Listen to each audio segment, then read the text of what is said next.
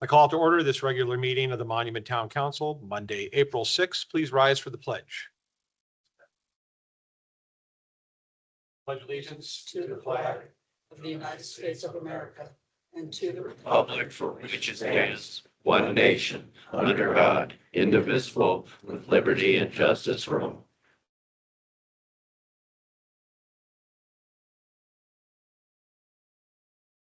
Ms. Erickson, will you take roll, please? I still need Councilmember Abbott and Kimball to join in. Nope. Okay.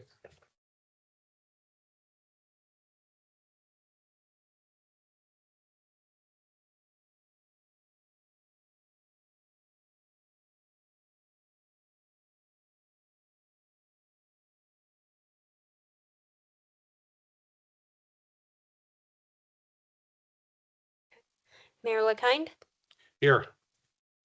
Mayor Pro Tem King, Here. Councilmember Smith, Here. Councilmember Chronic, here. Councilmember Kimball, Here. Councilmember Abbott, and Councilmember Fiorito is absent with prior notice. Okay, any disclosures of conflicts of interest tonight? No, Mayor. Right, then before us, we have an agenda and a consent agenda. Are there any modifications required for the agenda? If not, I'll look for a motion. I'll make a motion to approve the agenda and consent agenda. Second. A motion and a second.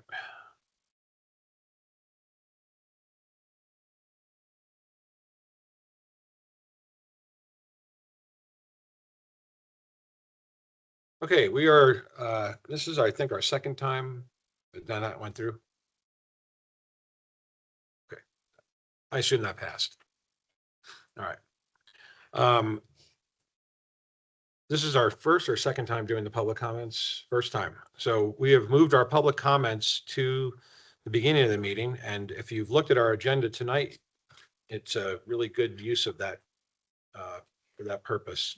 So if you are here for public comment for items that are not on the agenda, we ask you to come on down. You get 3 minutes. If you sign in and state your name and where you live, that would be great. Anybody here in town hall that would like to speak publicly about items not on the agenda? Haley.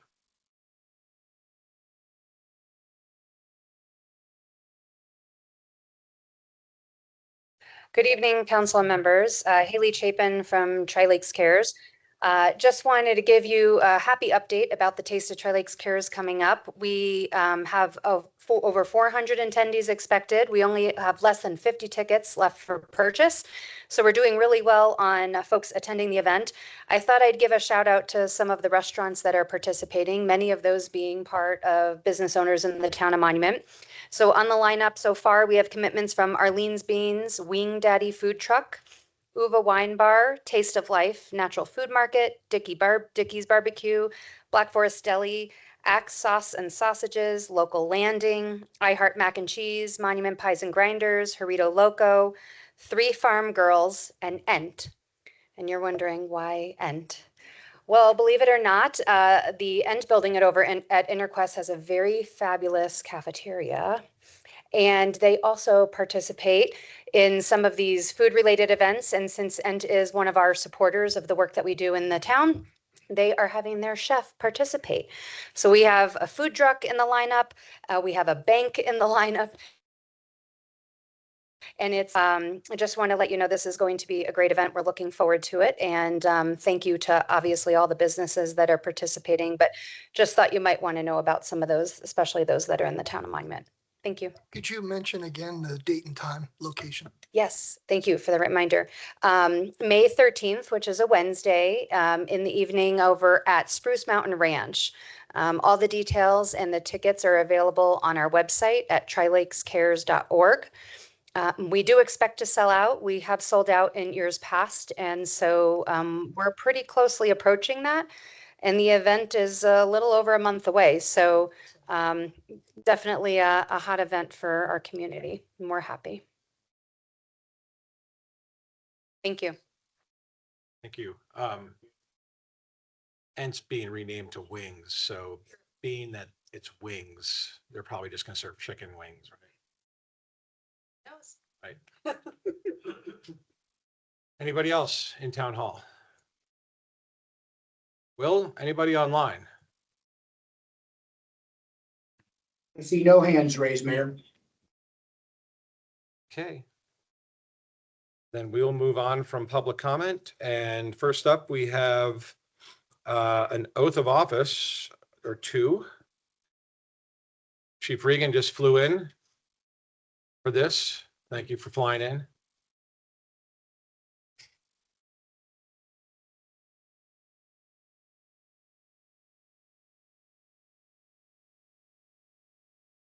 Right, raise your right hand and repeat after me.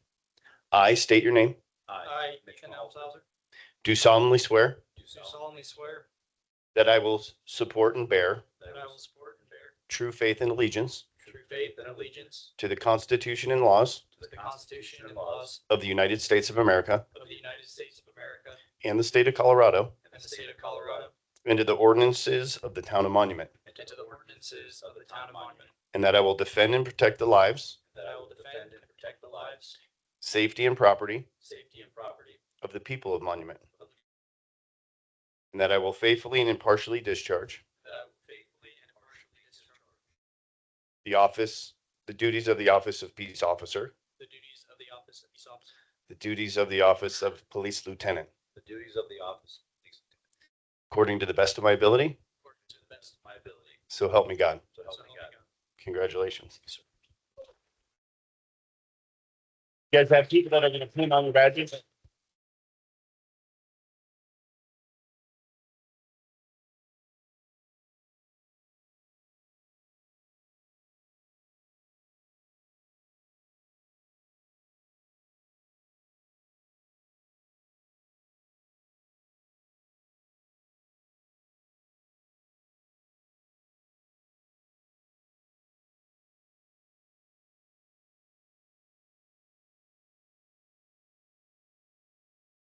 Say a few words. Sure. Just introduce yourself. Ladies and gentlemen, my name is Mitch Maholko. I am excited to be here to be one of the new police lieutenants here with Monument and a part of the staff with Chief Regan and command staff. So thank you very much for having us. I'm excited because Monument is a great place to live and a wonderful place to police. And so for that, I am grateful, and I'm grateful to be here this evening. My name is Ethan Elmshauser. A lot of you know me. I was a police service aide with the department for about a year and a half before the town so generously sponsored me through the police academy. So I'm just very grateful for the opportunity that the police department, Chief Reagan, and that the town took on me. And I'm excited to grow and learn and serve our community here.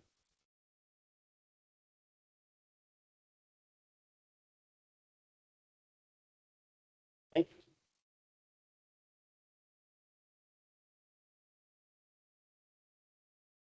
Okay, next up, we have a proclamation to read off for Child Abuse Awareness Month. And we have members from the El Paso County Department of Human Services here to join us.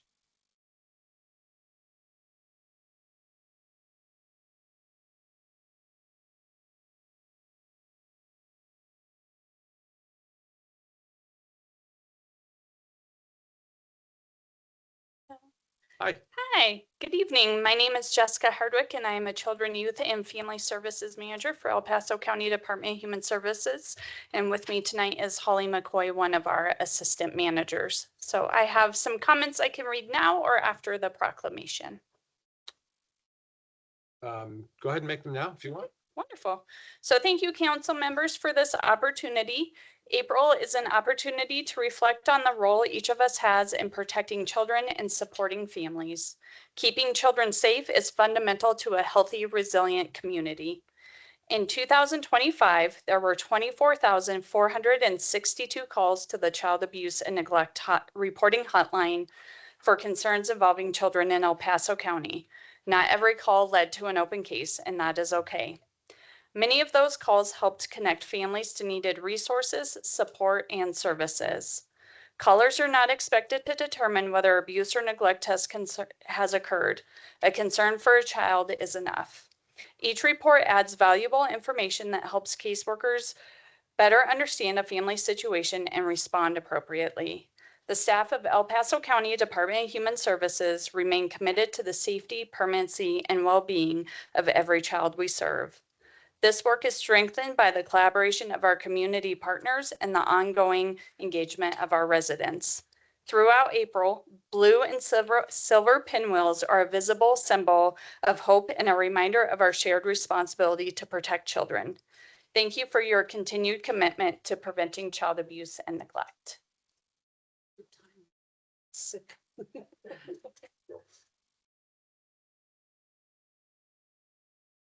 Proclamation recognizing Child Abuse Prevention Month. Whereas all children in our community deserve to feel safe, valued, healthy, and able to thrive. And whereas child abuse and neglect remain serious concerns that impact every segment of our community, and addressing these challenges requires awareness, commitment, and action from all of us because the well-being of our children today shapes the future of Colorado and our community. And whereas childhood trauma can have lasting psychological, emotional, and physical effects that may impact individuals throughout their lives. And whereas all parents and caregivers need support at times, and supporting all children and families early is far less costly to society and individuals than healing from trauma. And whereas parents, caregivers, family, friends, neighbors, employers, and others can work together to grow the 5 critical protective factors in families' lives: parental resilience, social connections, concrete support in times of need, knowledge of parenting and child development, and social and emotional competence of children. And whereas community leaders, policymakers, and elected officials play an important role in building communities where children and families succeed by supporting policies and programs that promote child maltreatment prevention and by listening to and understanding the needs of families. And whereas effective prevention efforts rely on strong partnerships among human service agencies, public health, and district attorney's office, schools, faith, and civic organizations, the medical community, law enforcement, and first responders, the business community, nonprofit organizations, and engaged citizens. And whereas each member of our community has a role to play in preventing child abuse and neglect and helping families and children thrive.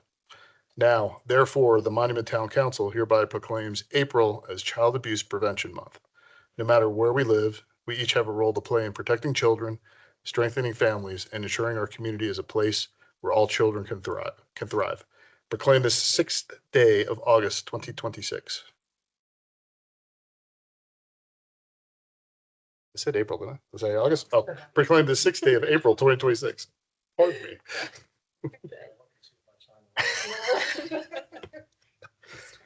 That's why we have Marco.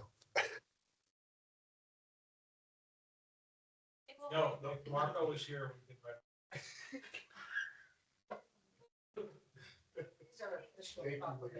Thank you.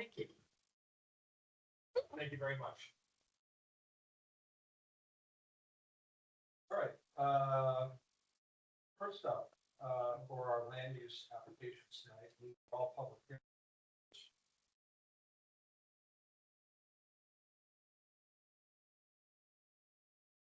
26, an ordinance granting approval for the rezoning from PUD to public for the Monument Fire District Training Center. Mr. Medina, welcome. Hello. Hello. Pardon me a moment while I get everything set up here. For those of you that don't know me, I'm disappointed. Hello, my name is Ray Medina. I've been a planner here for 2 years. Just kidding. You should come more often. We don't see you enough. Yes. You make a good point.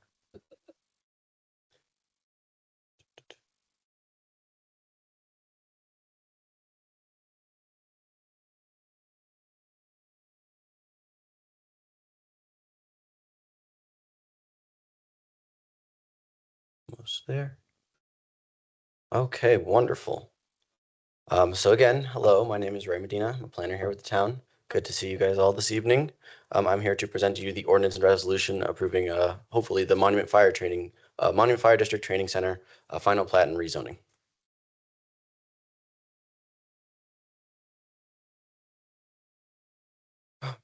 So the applicant, Oz Architecture, on behalf of the Monument Fire Protection District, requests a final plat approval and rezoning for the Monument Fire Training Project located at 18650 West Highway 105, Monument, Colorado.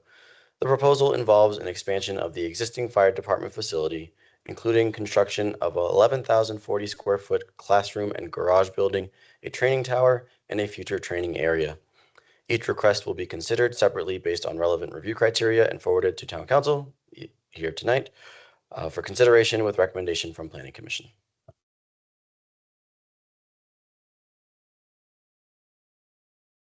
Some surrounding zoning and land use information. To the north, we have the residential R3 zoning district for El Paso County. To the south is more residential for El Paso County. To the east, we have our own light industrial zoning, and to the west is commercial and residential for El Paso County. The final plat. The Monument Fire District is proposing to divide its existing property into two separate parcels designated as Parcel A and Parcel B. Parcel A will continue to house the Tri-Lakes Monument Fire Rescue Station, which will remain fully operational. Planned improvements on Parcel A include the construction of a classroom and garage building, the new training tower to support the fire department for their training needs. Parcel B will remain vacant for the time being, with the intention of developing it in the future as a wildland training and staging area once the district is ready to proceed.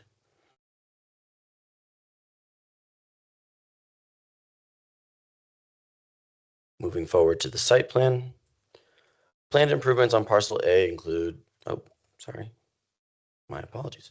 The proposed site plan demonstrates compliance with the Town of Monument's public building setback standards, providing the required 25-foot setbacks along the front, rear, and sidelines of the property.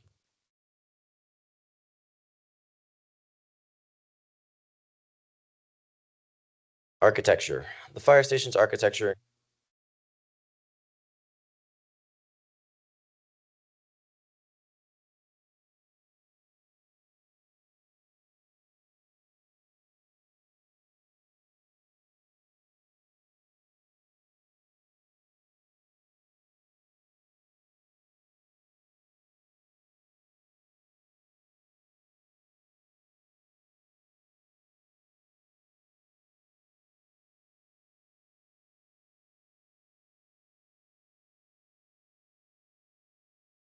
Alrighty, I will continue. The fire station's architecture incorporates a coordinated palette of durable materials that express both functionality and civic presence. The west elevation is defined primarily by insulated metal panels using a combination of standard gray tones and a distinctive red accent at the roofline to emphasize the building's operational identity. The east elevation introduces a greater material richness featuring extensive use of Norman brick in red and brown hues, which adds texture and a grounded institutional character to the facade. Along the south elevation, the design shifts towards transparency with insulated glazing at the building front, paired with a standing seam metal roof that reinforces the building's resilient aesthetic. Together, these elements create a cohesive architectural expression that balances durability, visibility, and a professional public-facing image.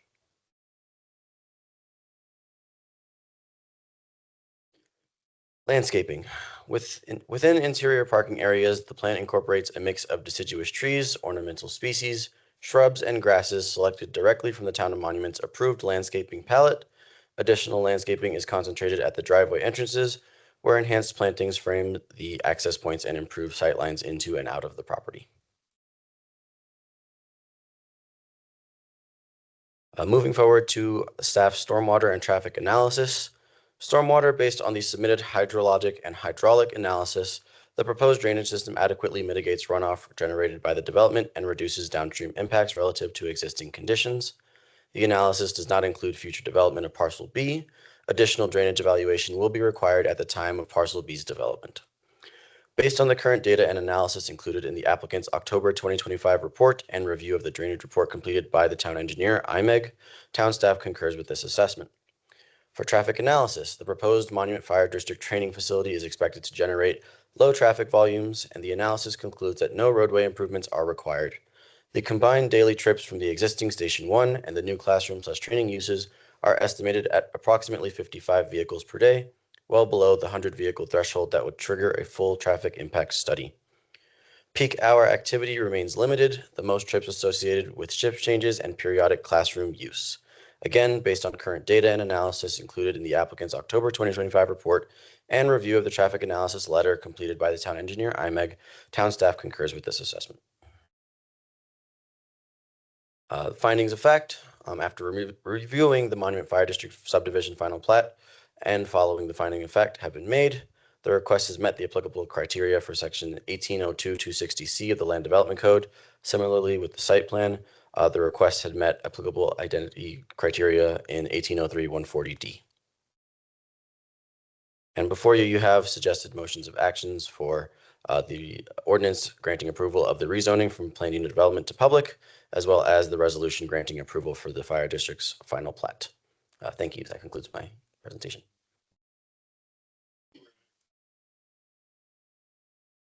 Okay.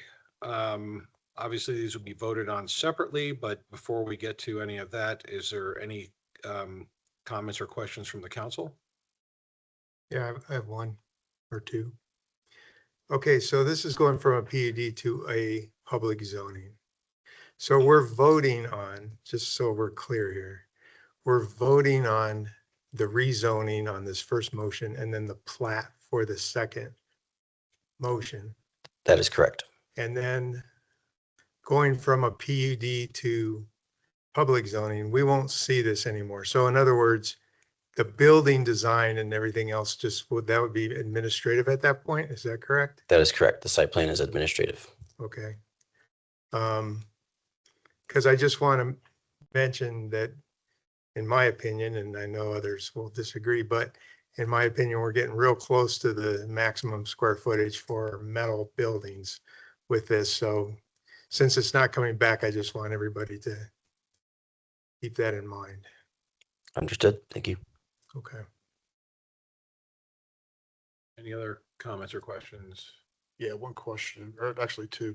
How often will the fire training center be used actually with fires, like smoke and stuff like that? I'd like to invite the applicant up to answer some of these questions. Chief Baumgartner's gonna take care of me.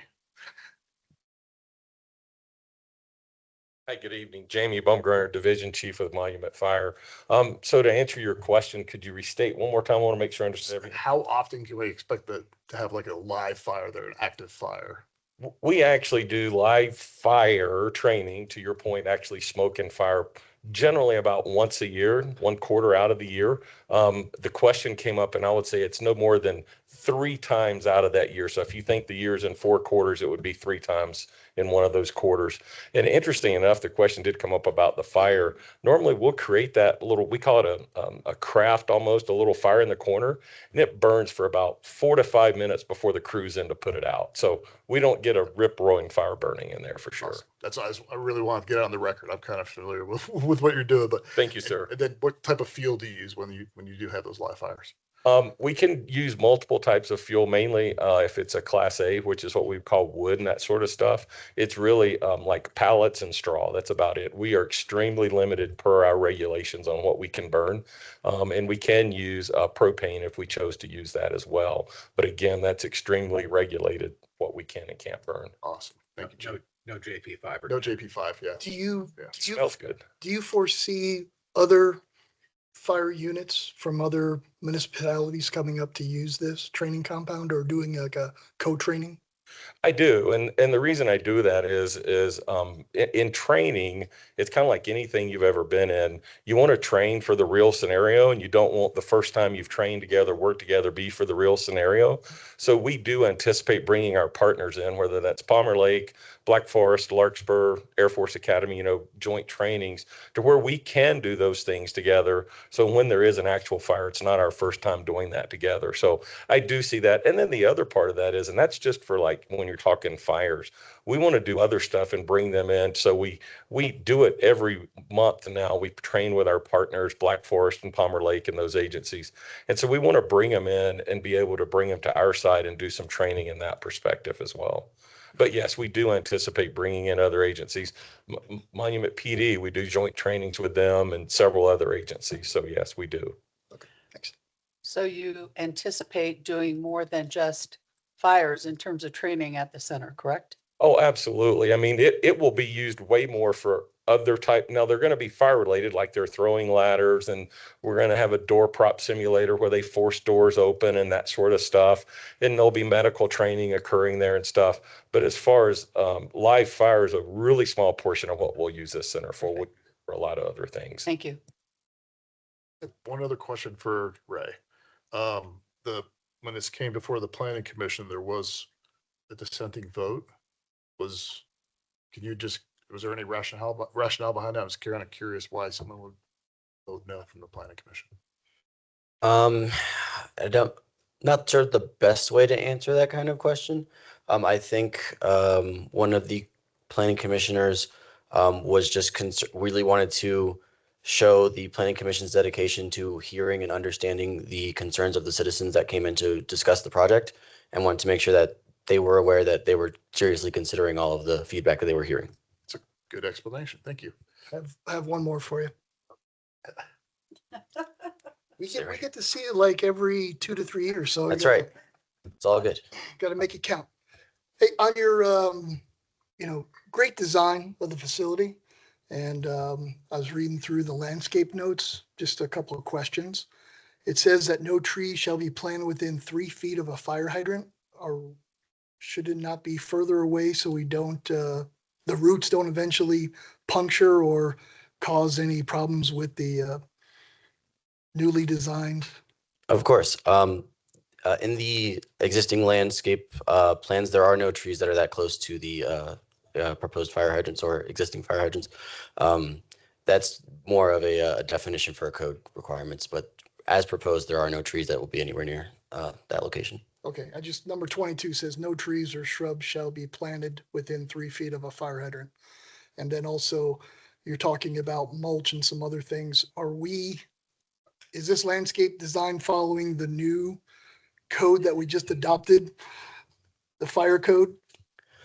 This I'd hate to see something go wrong at the fire department, that we just adopted their recommendation. It's a good point. Stuff close to the building or using mulch, vice rock and all those kind of things. It's a great point. To my knowledge, the answer is yes, it's not going to be interfering with the new code. However, this landscape code was reviewed before that code was adopted. So to my understanding, the answer is yes, but I'd have to go back and double check that for you. It'd just be a great opportunity for the fire department to take the lead and demonstrate the new code and how it looks, how it's taken effect. Just a suggestion. Okay. Agreed. Thanks, Ray. Okay, this is a public hearing item, so we will open this up to the public to speak on ordinance 08/2026 for or against this ordinance. Is there anybody here in the public that would like to speak for or against? Okay, will anybody online? I see no hands raised, Mayor. Okay, we will close the public hearing item for that item, and we will, Ray, you went through the resolution for the final plat too, right? So that we will open the public hearing item for 20-2026. Anybody here in the public want to speak to the final plat of the new fire district subdivision? Nope. Online, Will?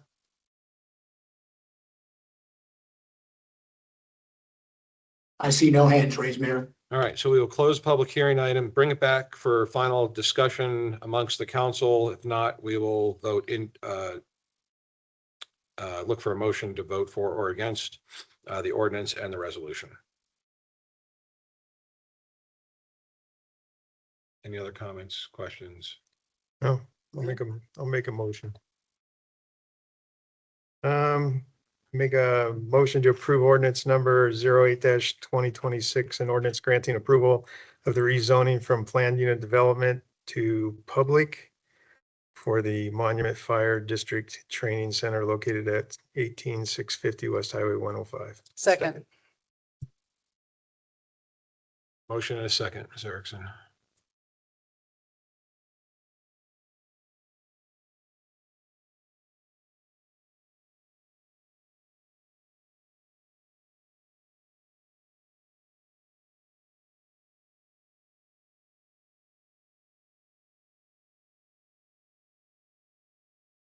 That first motion passes 6-0. I'll make the motion to approve resolution 20-2026, resolution approving the Monument Fire District subdivision final plat. Second. Second.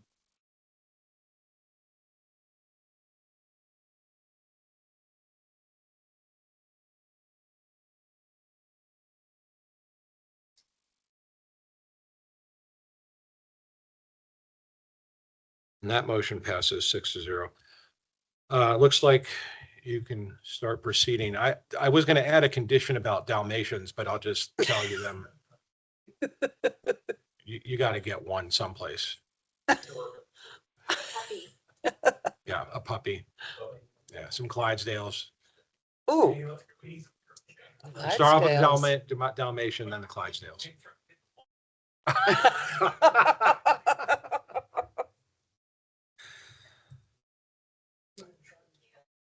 Oh, okay, we'll go on to ordinance 09-2026, an ordinance granting approval of the final planned unit development plan for Alpine dealership at Falcon Commerce Center located east of the intersection of Squadron Drive and Terrazzo Drive. This one is Jenna Gorney. Welcome. Thank you, Mr. Mayor. Good evening, council. Nice to see you again.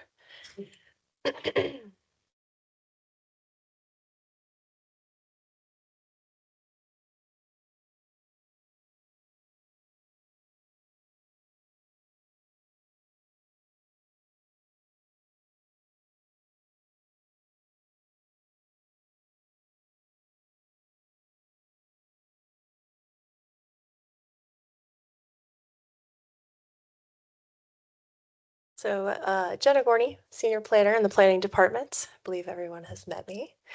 This evening, as mentioned, we are considering the final plat and final PUD for the Falcon Commerce Center, Phase 2 Alpine dealership. The applicant, Weesane LLC, on behalf of the property owner, Forest Lakes LLC, is requesting Town Council approval of the Alpine dealership final plat and final PUD development plan.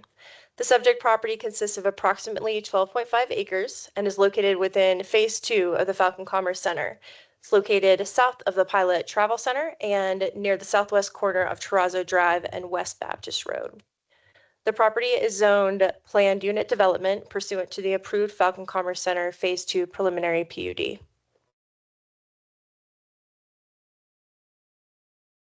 Approval of the final PUD plan is requested to allow development of an automobile sales, service, and repair facility.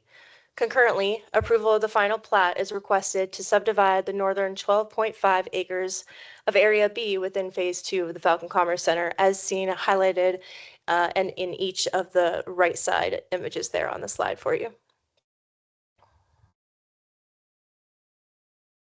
The proposed development includes 3 buildings to be built in 2 phases. The 65,096 square foot building, single-story building A, proposed on the west side of the property, along with a centrally located 7,486 square foot vehicle wash facility and the trash enclosure, are intended to be built out in Phase 1. Phase 2 will consist of a single-story second building totaling 39,559 square feet, planned for the east side of the site. The proposed development is consistent with permitted uses as outlined in the approved preliminary PUD for the property, which allows commercial development. As proposed, the development will include a total of 112,141 square feet of single-story structures, associated parking, vehicle display areas, landscaping, grading, and drainage. As described and depicted in the proposed final PUD documents, the development permits a maximum building height of 70 feet. However, the applicant is proposing a maximum building height of only 25 feet with its final PUD. Similarly, while the approved preliminary PUD allows for up to 40% of lot coverage, the applicant's proposal reflects a reduced lot coverage of only 20% for this project. The final PUD plan reflects that building and landscape setbacks from Terrazzo Drive are 20 feet, landscaping setbacks from I-25 are to be 25 feet, and the building setbacks are 50 feet. The final PUD plan defines a minimum setback of 10 feet for internal lot lines to the north and south. As proposed, the building setbacks are a minimum of 65 from the north lot line and 90 from the south.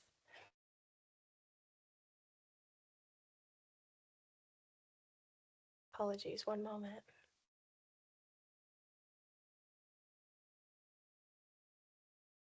This slide reflects the architecture for the building. As you can see, it's a mix of materials, including metal siding, glazed windows, and doors, as well as a variety of vegetated walls to be included there. You can see all 4 elevations on this slide as well. Landscaping is designed to buffer adjacent properties and the I-25 corridor, provide internal site enhancement, and utilize native plant species in accordance with town requirements. Foundation plantings on Building A facing Terrazzo Drive complement a hardy street frontage landscaping, as well as landscape parking lot islands integrating lighting and a large array of tree and shrub plantings.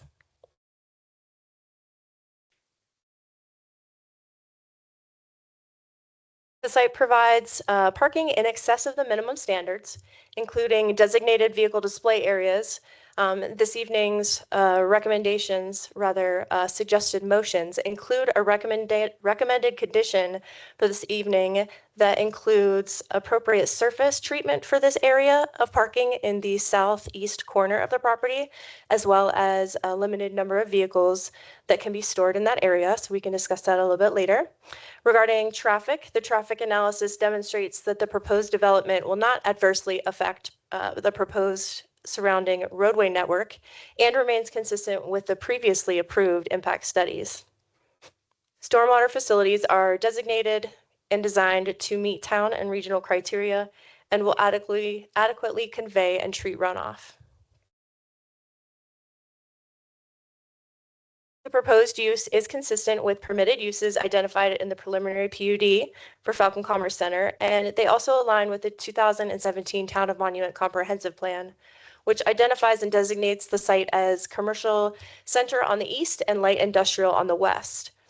Overall, the proposed development is appropriately located to support planned commercial and light industrial development. Staff reviewed each of the applicants against review criteria for each application type, both the final PUD and the final plat. And that review and analysis was the basis for the findings of fact you see here. The full analysis, if you'd like to read all of those individual criteria, was able to be found in the Planning Commission staff report that was attached. And so for each of these, as to the final PUD plan, the request has met the applicable criteria that's found in Land Development Code Section 18.03.460D. And on the request to approve the final plat, the application has met review criteria identified in Section 18.02.260C.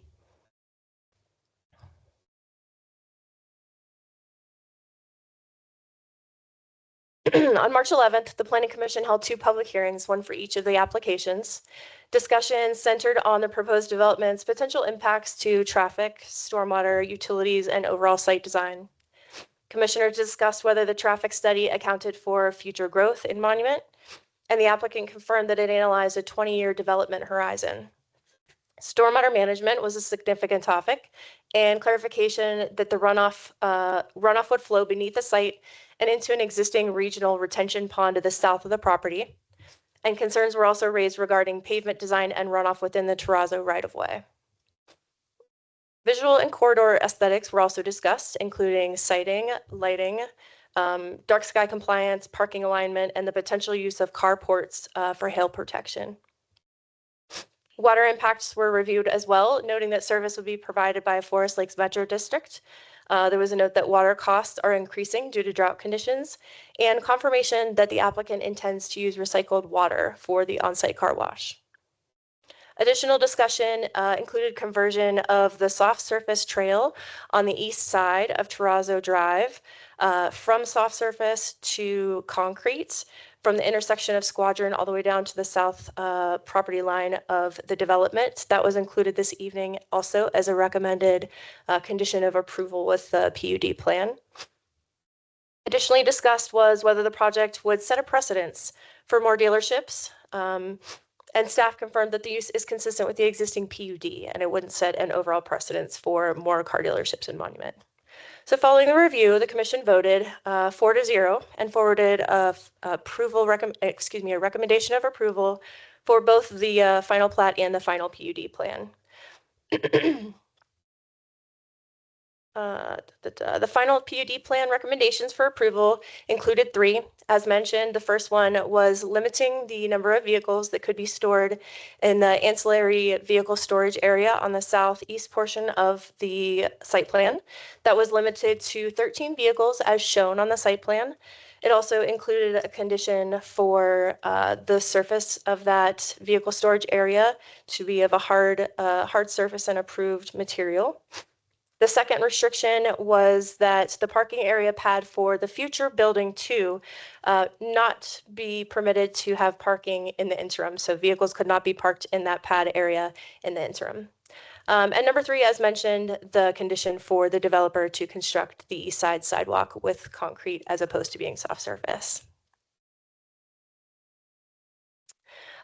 Here you will see our first suggested motion for the final PUD, and on the next slide at your disposal in front of you, of course, is the suggested motion for the final plat.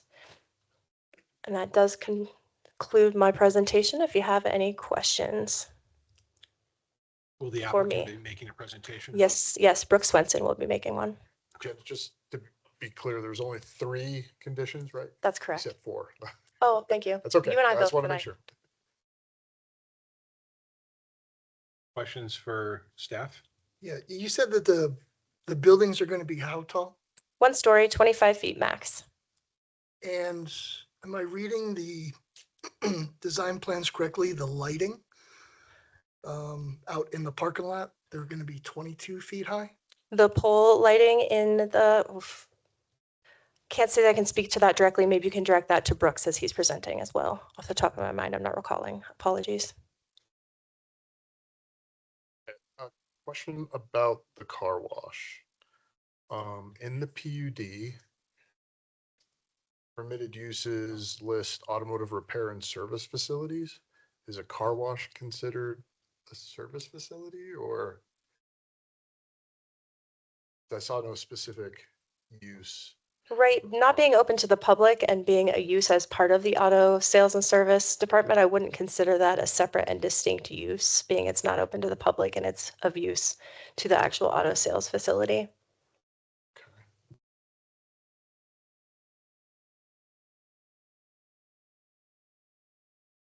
And it's the other thing too, from the PUD, the building design, it specifies in there is supposed to be 4-sided, 360-degree architectural treatment. It says it's encouraged. This is largely a metal building. And it also says, goes on under building materials in the PUD, it says natural earthen materials should be aesthetically pleasing. And it says specifically metal panel buildings are prohibited. I see this as kind of a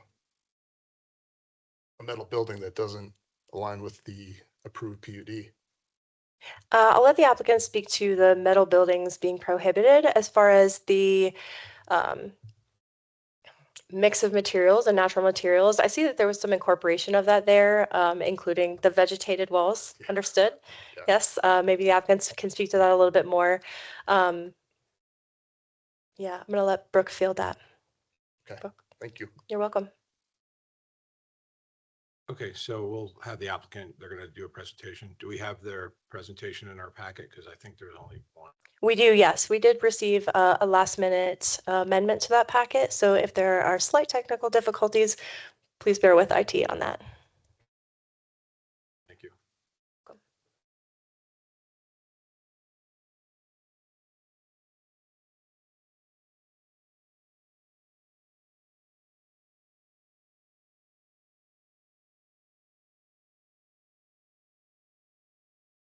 Good evening, council members, Mayor LeKind. My name is Brooks Swenson. I'm a principal at NES.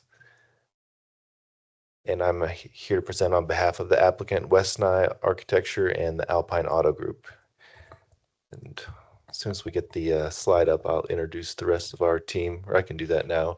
Our project team, we have Jake McMillan here from Kiowa Engineering, Civil Engineering. We have Waleed El Khoury and Dennis Thompson from the West Nile Architecture. Brandon Wilson here from SM Rocha Traffic Consultants. And then we have Randall Shutter with the Alpine Auto Group as well to share a little bit about the company and their values and projected revenue. And then from our group, we have myself and Andrea Barlow from NES from the Planning and Landscape Architecture Consultants. So we can go ahead and skip on to the next slide. So the request is approval of the final PUD plan for the Alpine dealership and the final plat that goes along with it. Next slide. Wanted to start with just giving some context of the area. And so this subject site is highlighted in red here. And then outlined in yellow is the entire of the Falcon Commerce Center. And then what's shaded in yellow is the phase 2 preliminary plan area. Next slide.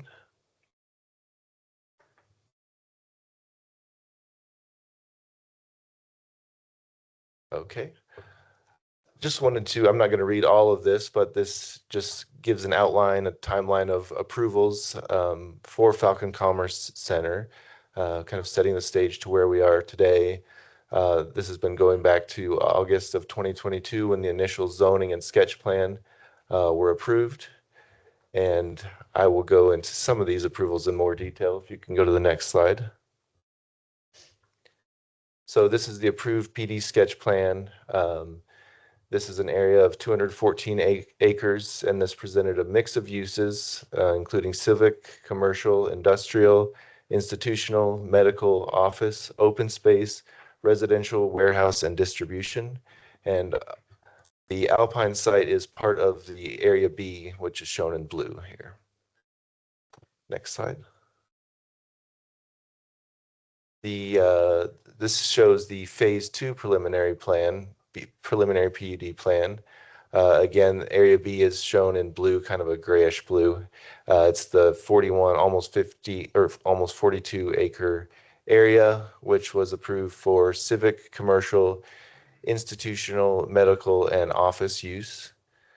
This preliminary plan was the conclusion of several months of discussion with the town and the Save the Monument group. And part of those discussions resulted in the reduction of industrial floor space by 17%, the removal of industrial from Area B, and a reduced height from 100 feet to 70 feet, among other things. But those are the main things I wanted to highlight from Area B and the Alpine site.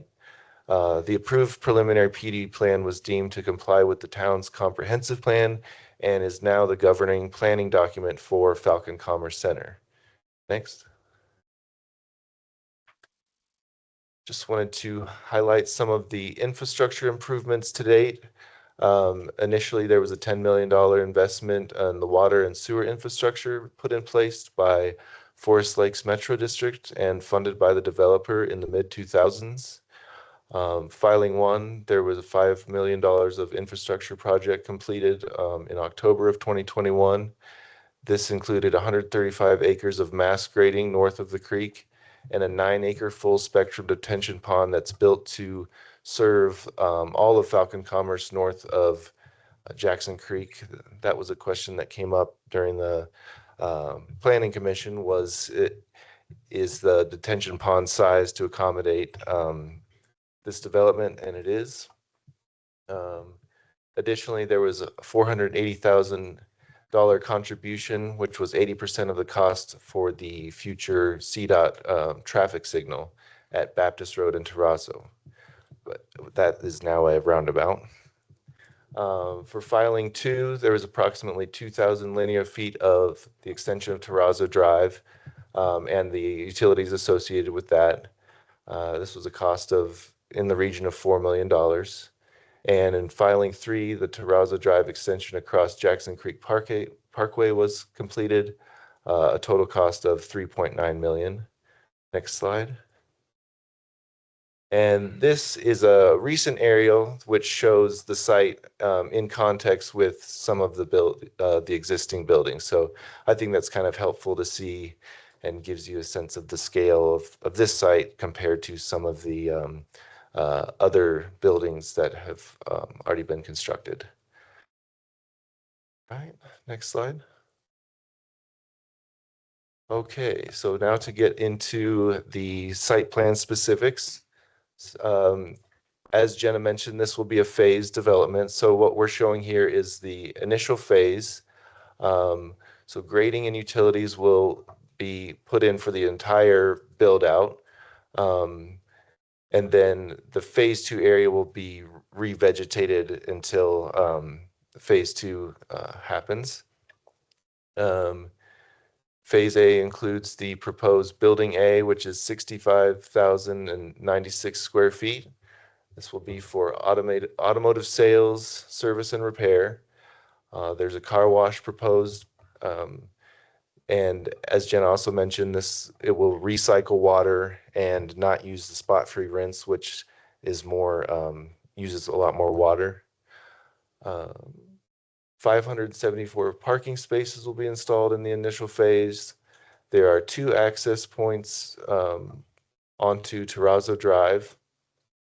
One of the trash enclosures to the north of Building A, that's a screen trash enclosure that will be installed in the first phase.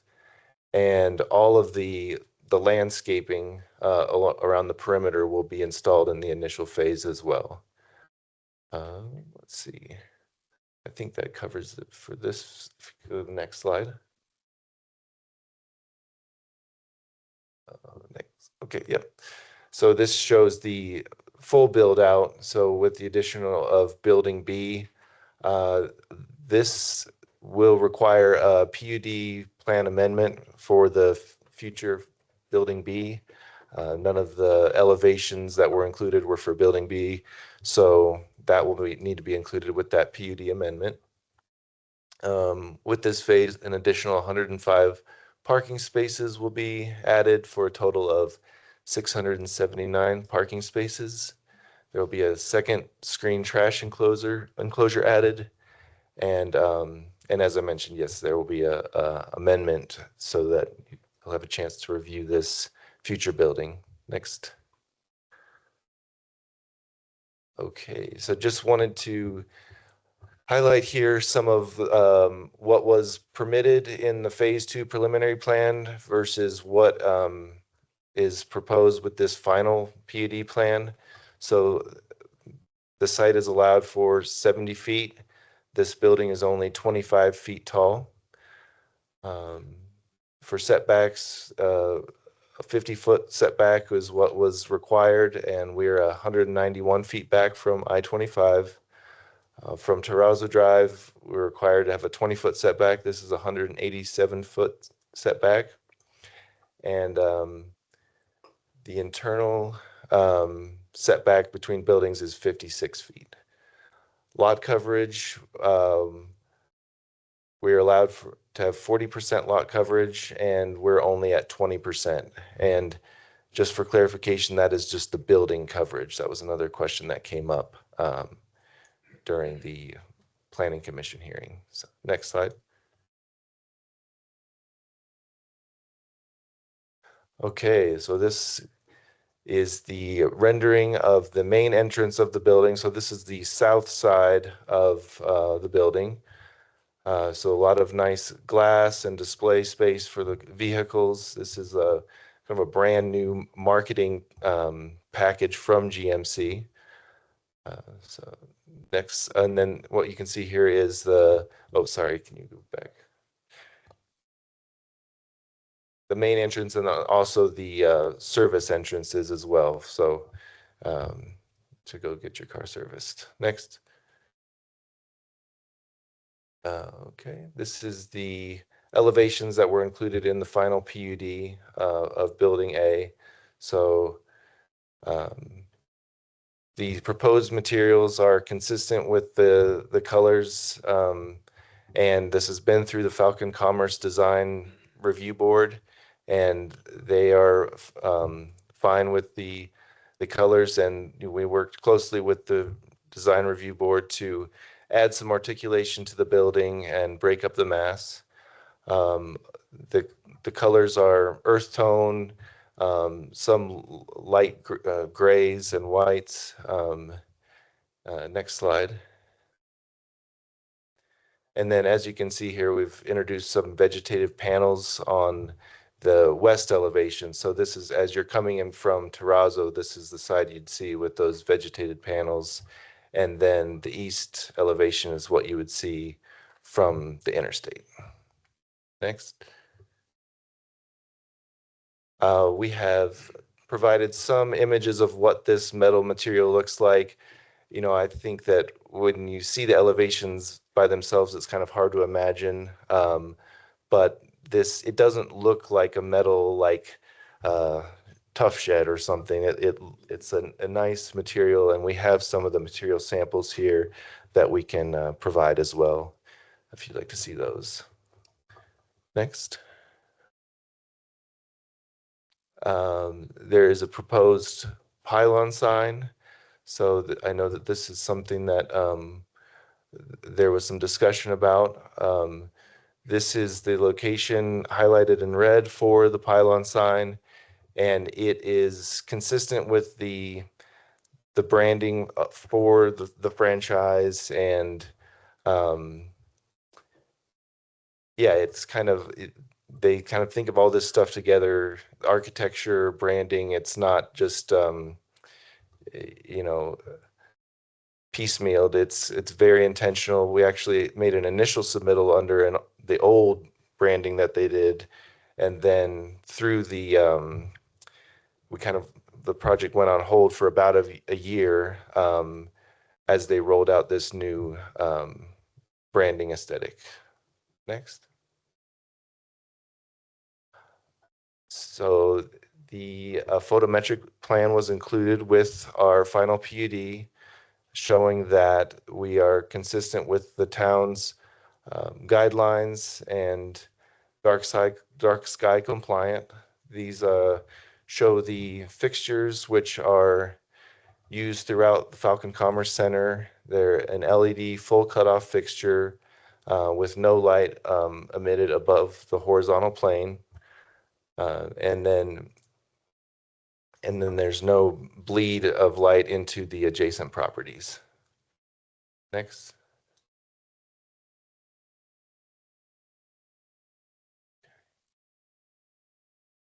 So I'm not going to read all of this, but we've gone through and carefully made sure that we are compliant with all the review criteria and consistent with the permitted uses of the development of the preliminary PUD plan.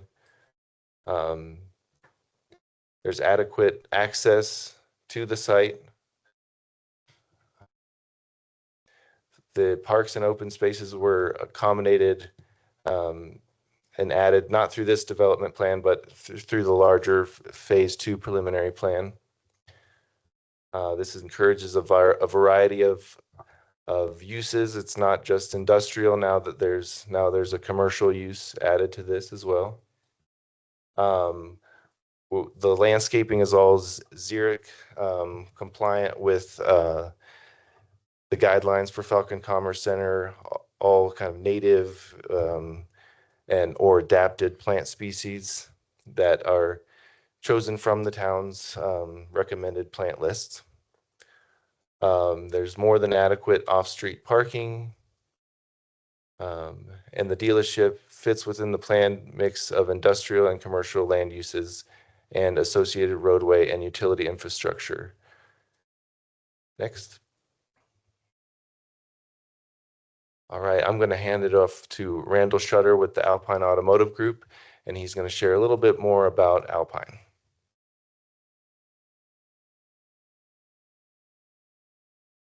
Thank you. My name's Randall Shutter, and I appreciate the opportunity to share a little bit about our organization.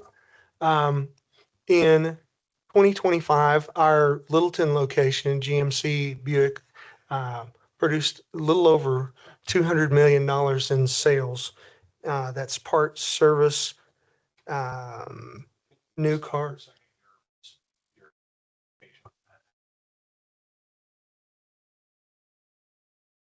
There you go. Okay.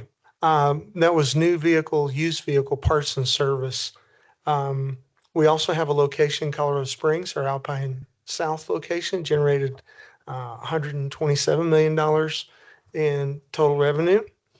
We anticipate the Monument location to generate right at the $200 million mark in the first year of operation. It's based on studies that we've done and the availability of competing dealerships. We believe that business drives business, and that could drive other manufacturers to want to come to Monument. Alpine will form relationships with our local vendors and reinvest back into our local economy. And our ownership group, Mike Draw on the far right and Miss Yvette Dominguez on the far left in red. And our motto with our group is we're built on trust, we're powered by our people, and we're committed to the community. We invest in our local communities in Pueblo, Colorado Springs, Littleton, Aurora, and Thornton. That's where we have our 5 locations right now in Colorado. Okay, next slide, please.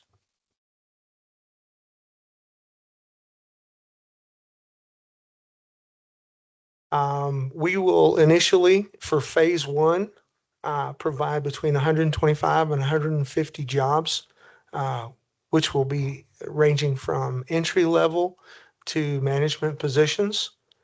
And the stability of our auto industry over the years provides an opportunity for our residents to work locally and earn a healthy income.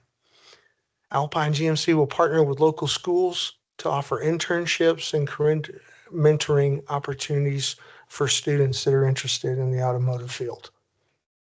We currently partner exclusively in the Littleton location with the community college ACC. They're the only college in the state that has a General Motors program for the students, and we invest heavily in that organization. We're a family-owned and operated business. Mike and Yvette are a husband and wife team that live in Colorado, and this is our 20th year in business in the state. Our local involvement is critical to understanding the business and the needs of our community. We contribute to several organizations across the Front Range, including Children's Hospital, the Ronald McDonald House in Colorado Springs, which also services Pueblo, Tessa, CASA. Those are just being a few. And our pillars of contribution and charitable giving surround wellness, education, and empowerment. That's who we are. Next slide, please. This is our president, Miss Yvette Dominguez. Our commitment will be to provide easy access for vehicle service maintenance and expert advice, building long-term trust-based relationships with the Monument residents. Alpine GMC and GMC South achieve outstanding marks from General Motors regarding customer satisfaction. That's something that the manufacturer grades us heavily on, and we strive to be the best of the best at that. Ms. Dominguez has received numerous awards for her effort in the community in advancing automotive business. She was the 2025 Time Dealer of the Year representative for the state of Colorado. She was elected into the Colorado Automobile Hall of Fame in 2025. Of the 5 inductees, only 2 were living, and she was one of them. And she was the first ever Trailblazer Award winner from the Denver Business Journal. I could go on and on about the accomplishments and the achievements of Miss Yvette, but they are many. And we're looking forward to doing business and helping grow Monument. So thank you for your time.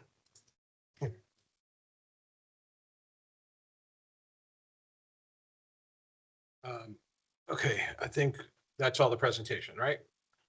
All right, so I do have a couple of questions I'd like to get to before the rest of the council. First one is it Russ? Bruce, sorry, couldn't hear you. Brooks. Yeah. Definitely didn't hear you. You had mentioned that this plan went before the Falcon Commerce Center Design Review Board. Correct, yes. Is there, I didn't see anything in the packet related to that.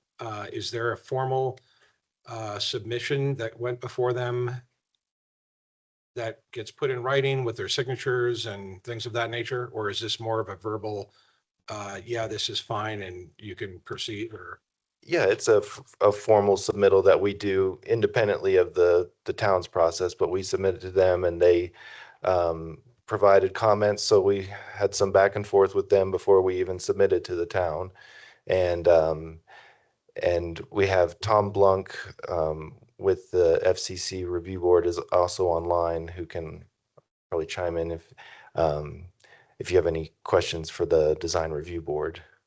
well, I mean, so the CCNRs clearly state that metal panel buildings are prohibited. The word prohibited is used, not maybe it's okay, or we'll talk about percentages.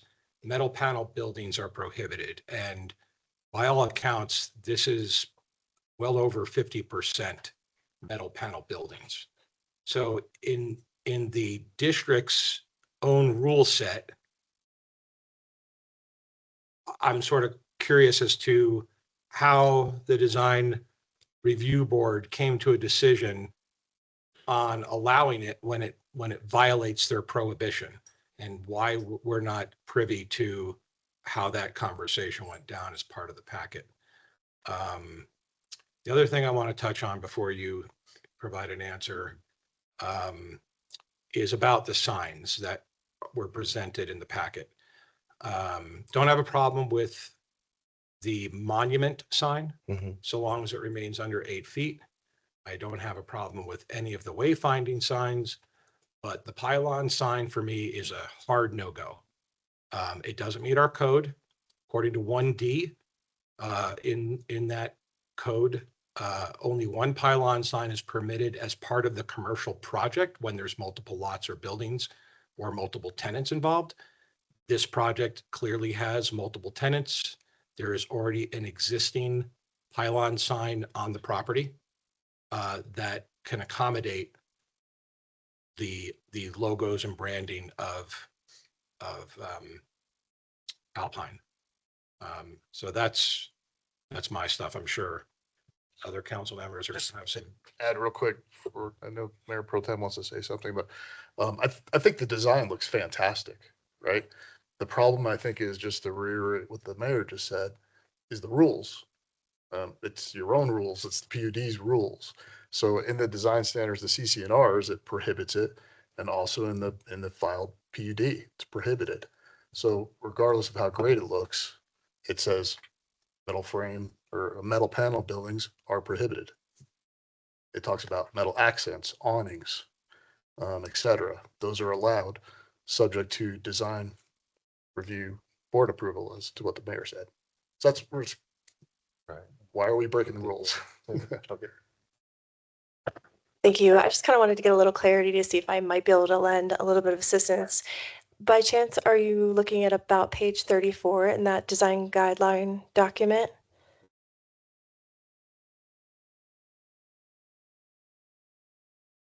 Yeah, second page of.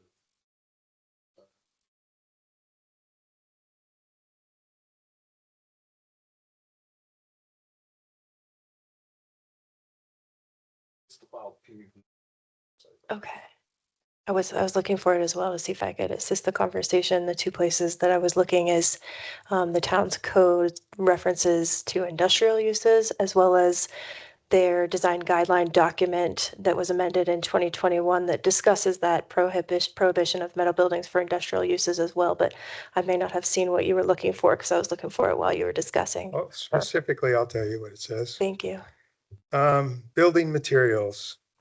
The materials of Falcon Commerce Center emphasize natural earthen materials manufactured in units measurable in human proportions. Exterior materials should be aesthetically pleasing. of high quality and durable. Visual continuity is desired throughout the development. Metal panel buildings are prohibited in Falcon Commerce Center. However, metal accents, awnings are allowed subject to design review board approval. Okay, thank you. You're saying that's on page 2 of It's the on the PUD plan? PUD, correct. Okay, thank you. It's I on was just phase 2. wanted to get eyes on what you were looking at as well specifically. Right. Oops, for you.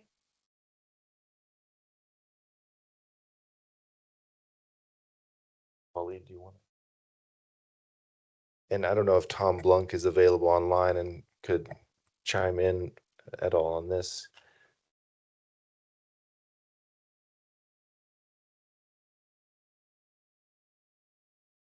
Of course. I think he'd be better to speak to this.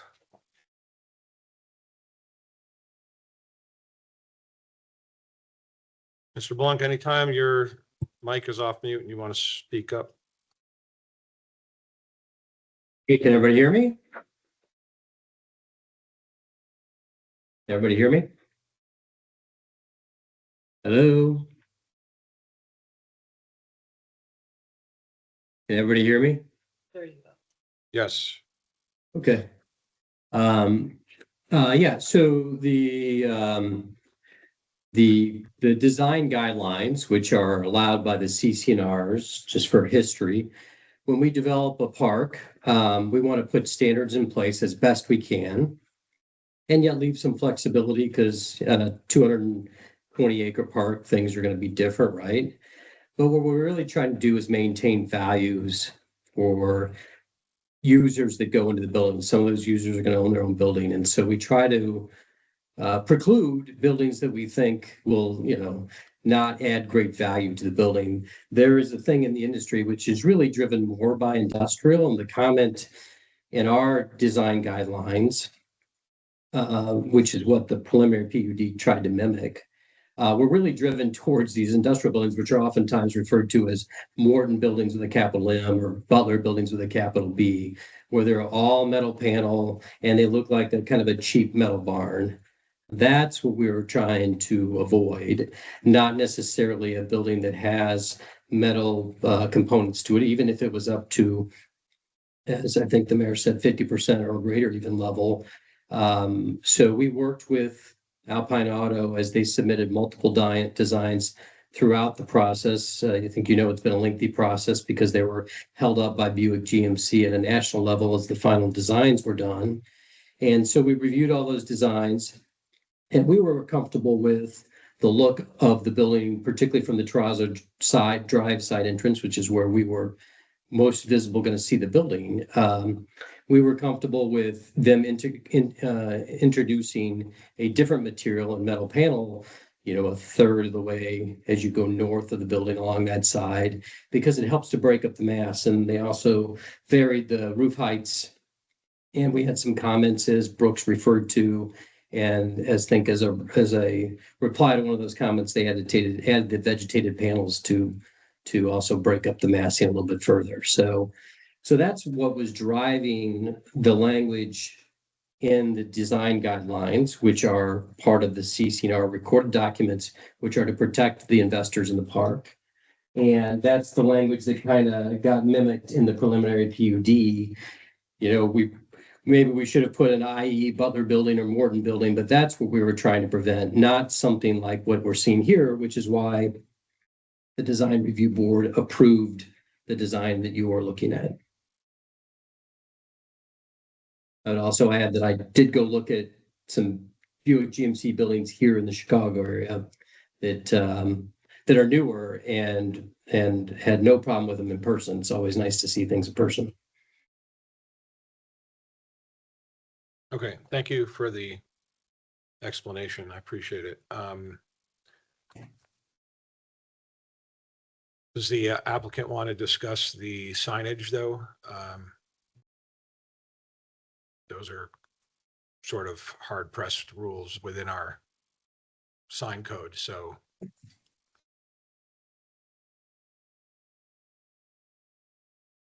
Hi, how are you? My name is Walid Al-Kouri, and I'm with Westney, the architectural company who designed this dealership.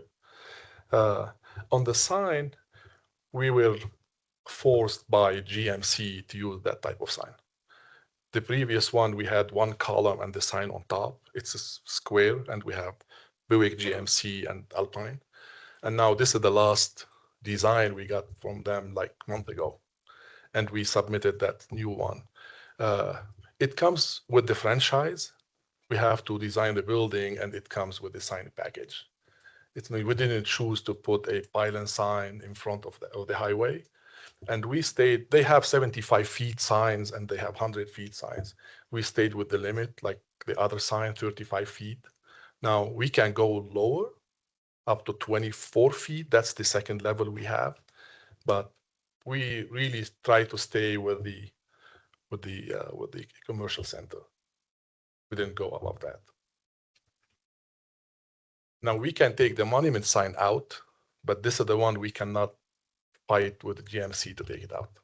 Maybe GMC should be here to tell us how we should do our sign code. maybe? Yeah, I mean, we were forced to do it, I to be understand. honest with you. Other, Ken, anything? Yeah, we've already been talking about the sign, you know, because we already currently have a sign near that location, right, with the pilot and town of Monument, which is 35 feet tall. All right, so, I'm gonna,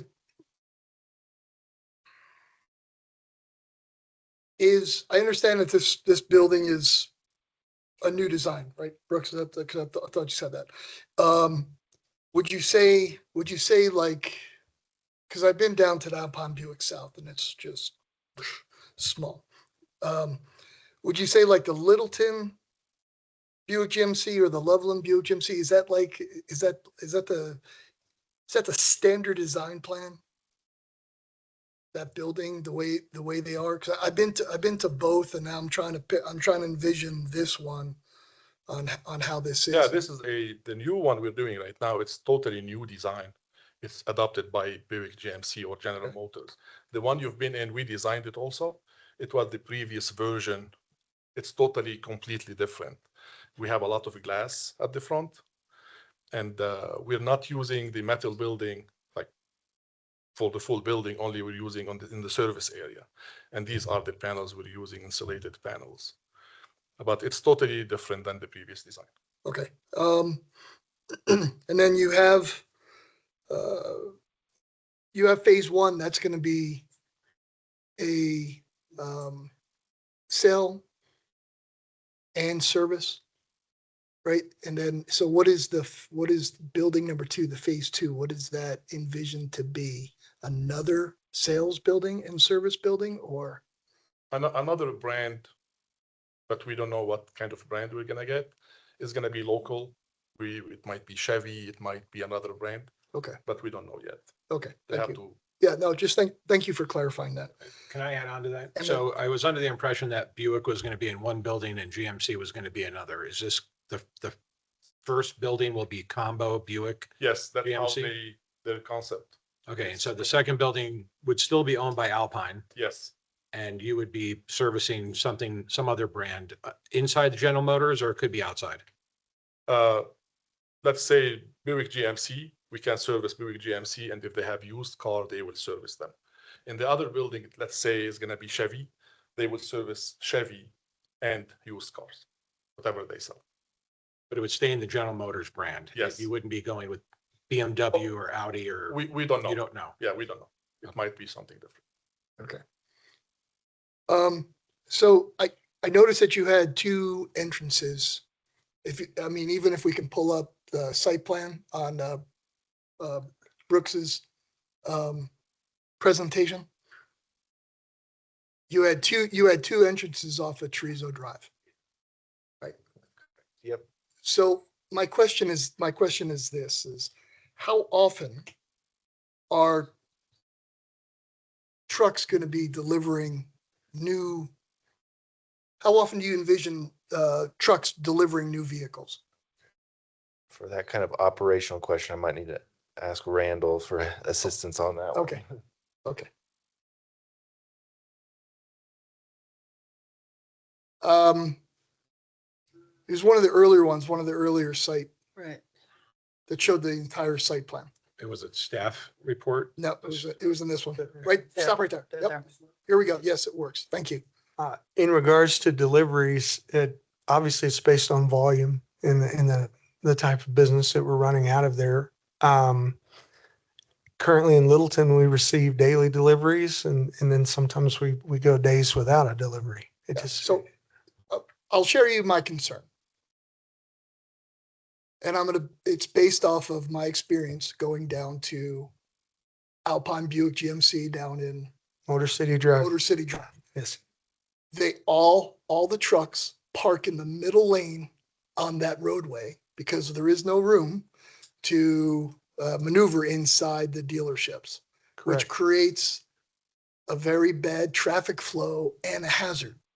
So when I'm seeing this entryway, I'm envisioning potentially there might be an opportunity for them to pull the trucks to pull in on the southernmost portion of the entryway to avoid backing up any other traffic, because you're still going to have construction traffic, you're still going to have business traffic, and somewhere down the road, you're going to have residential traffic transiting Chorizo Drive, which there also might be some kind of emergency.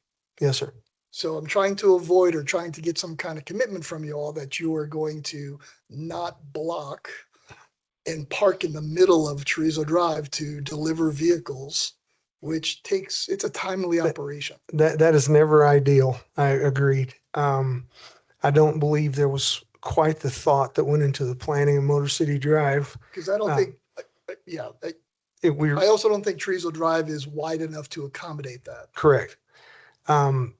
679 parking spaces is a lot of parking and a lot of opportunity to bring those trucks in off the busy side road to unload and do inventory. You're correct. Motor City is not ideal, and it's quite dangerous, honestly. We've thought a lot about the central parking area here being open for deliveries and taking in new deliveries.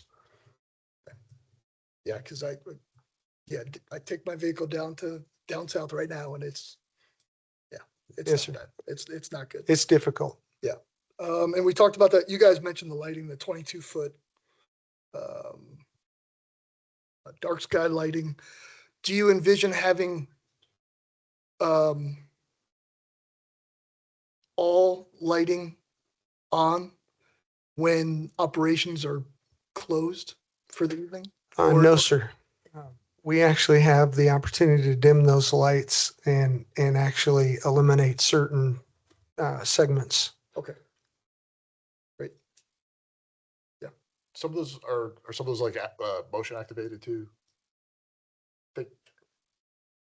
Yeah, it's something. Yes, that, it is. It comes right. with every light fixture. We can control them by phones, control them all, and then set them on a certain time, on and off, or dim them. So that's a comment came up earlier. That's what UPS has. Those type of lights, and those are much better. They're really good, actually. Yeah. Thank you for that. And also, I want to mention something about the parking or truck delivery. We have the drive lane around 35 feet to accommodate the trucks to go inside. Usually it's 26 feet for fire trucks. We have locations, especially at the entrance, on the side of the building to the back. We have around 30 to 35 feet drives that the trucks will go inside. Yeah, Yep. Now we know what you're saying. Yeah, when I reviewed this, I was like, here's an awesome opportunity, because my experience going down to Alpine South and then watching. We took advantage of the site like 12 acres. Okay. To do that. Thank you. Other comments from council, questions? I have one back to the sign thing. Let us say, and I know this is hypothetical, but if there's somebody else comes into building B that is a GMC, are they going to have a different sign requirement? We can, if you see this sign like 35 feet, if it's a GMC, you can put them together. If it's another brand, let's say Audi, we cannot put them together. Yeah, well, and then Audi probably would require So, you'd be restricted in that regard, right? We might be the same. Yeah. It Okay. depends on every franchise. Is the guides or the rules are different. Understand. Yeah. Thank you. Senna? Anything?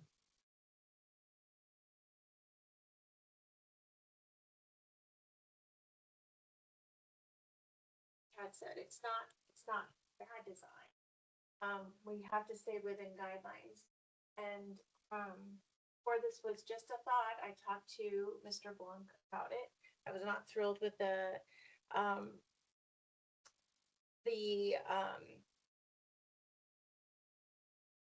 I'm at a loss. The dealership only because of the entrance off Durazzo and how it could pose more problems. Because I live off of Old Denver, should say that way. And there's already problems with semis and stuff like that. That was our questions and Ken's mentioning the trucks coming through.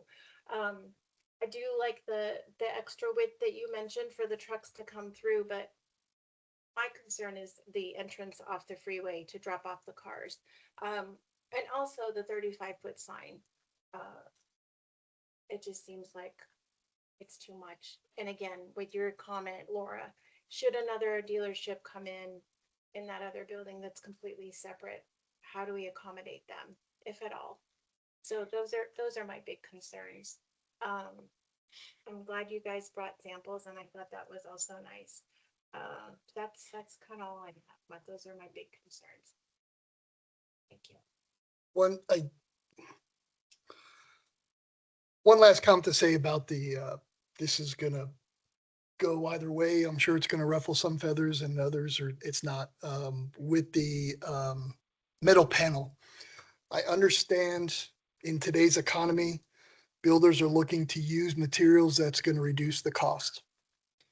My interpretation of the metal panels is what I envisioned was almost not sheet metal, but that like fenced metal looking shed metal.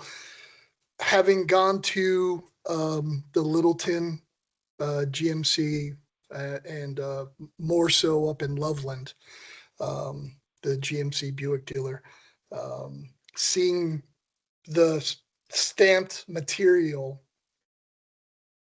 it looks nice. It's different. It's not the plain shed metal that everyone is kind of envisioning. So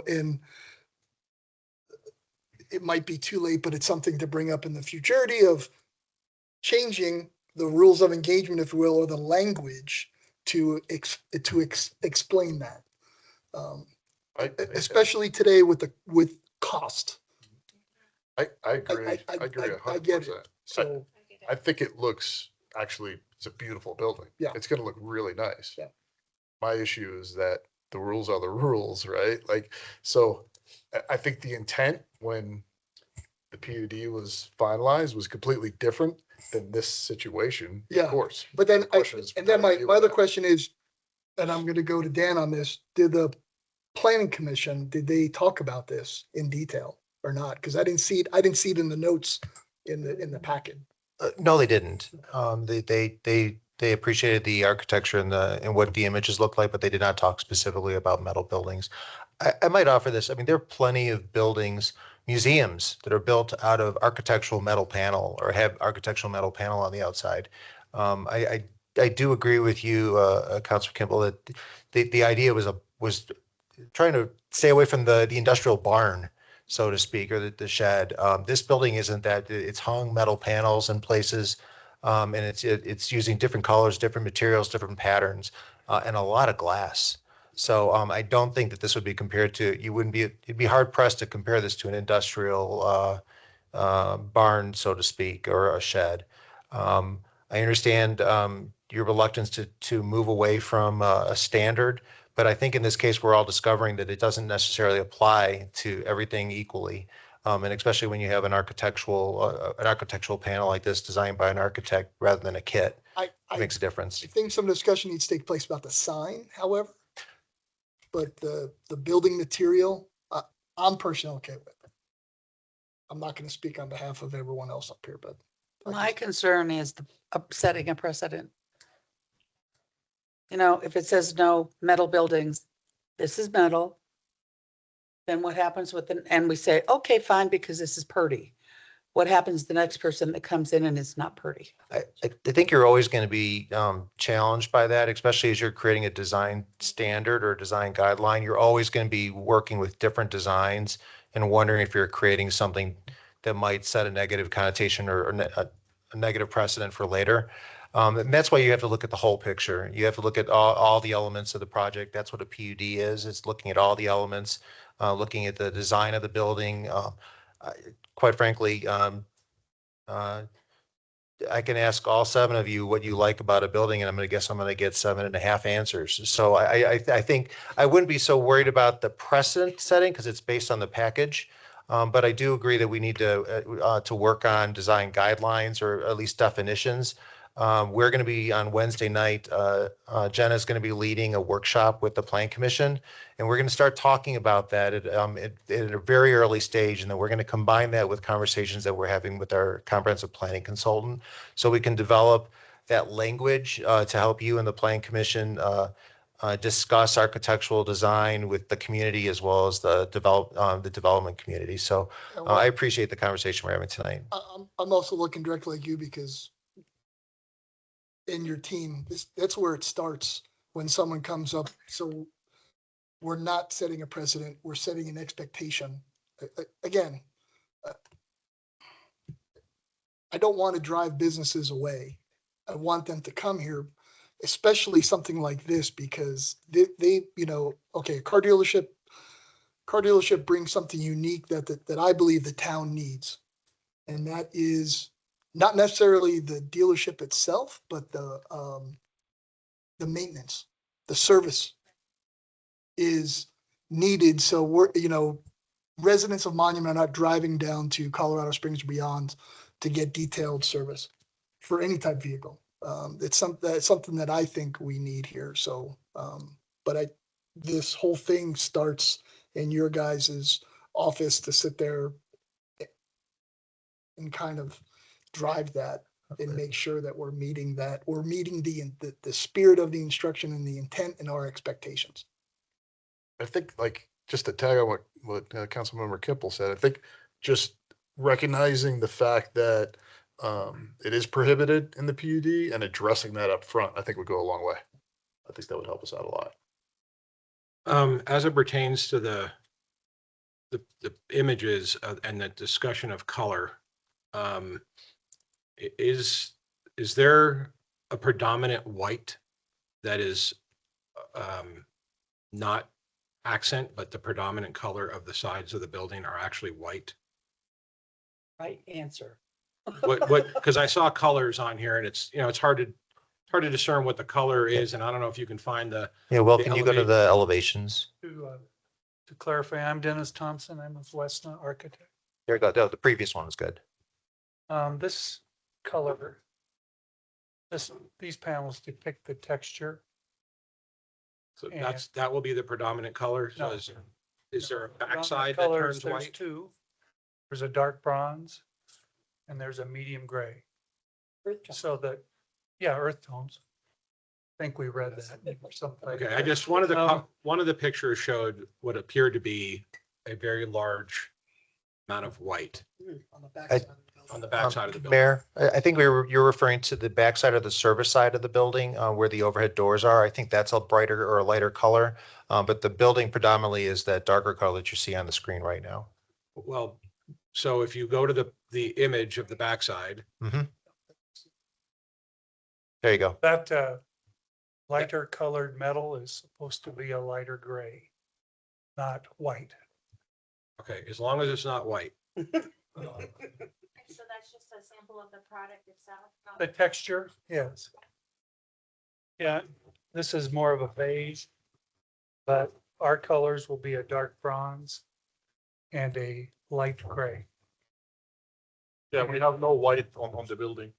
And in the service, in the back area, on the side, we're matching the front of the building with the bronze color and this color over here.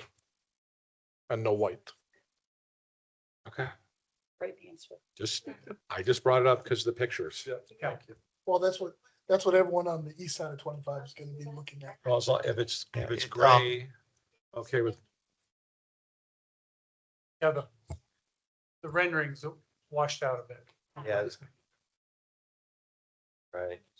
From having reviewed this on my computer screen, this looks a lot whiter, like it's just, even our little logo, you can see it's like a lime green, whereas it's just kind of displaying a lot brighter than, yeah.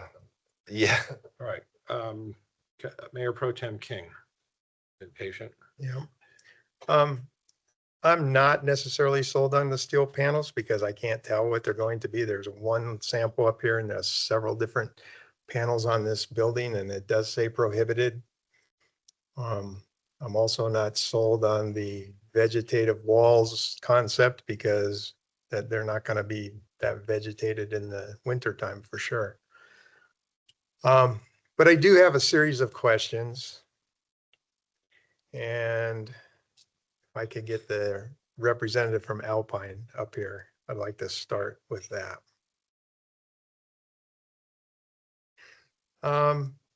So the other building that you have there is a very specific footprint and square footage. So I assume there's a building designed for that. Why is that so specific for phase 2?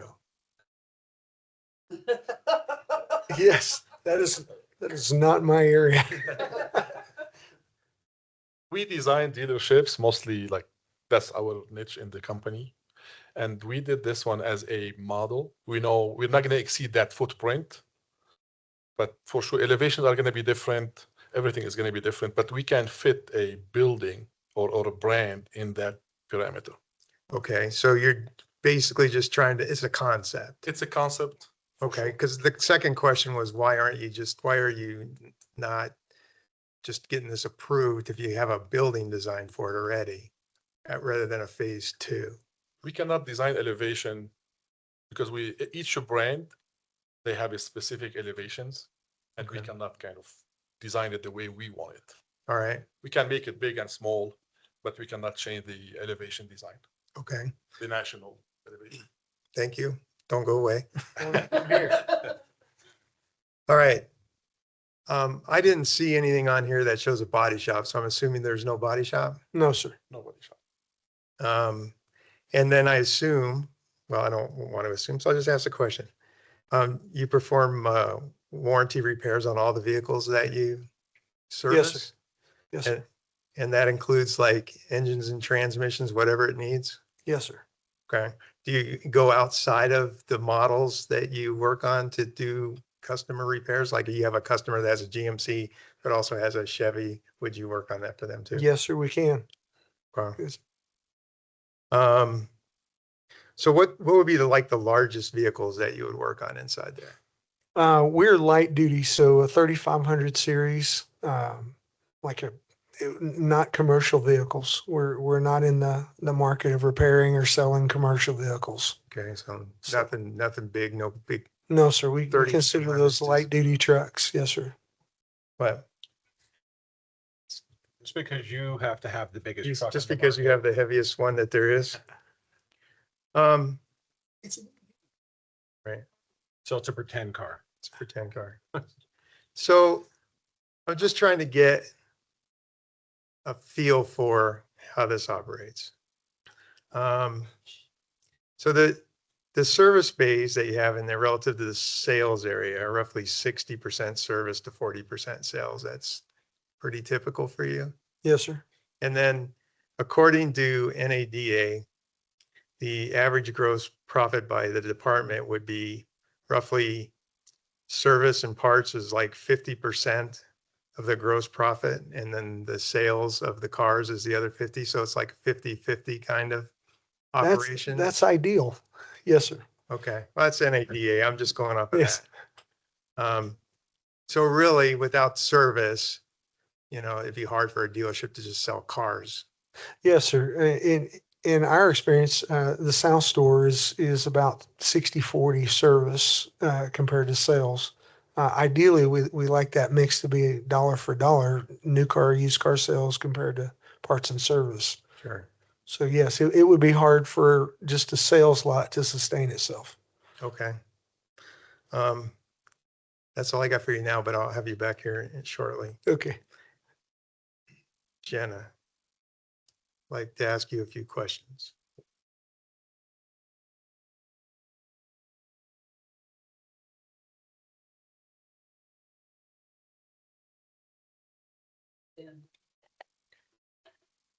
What can I do for you?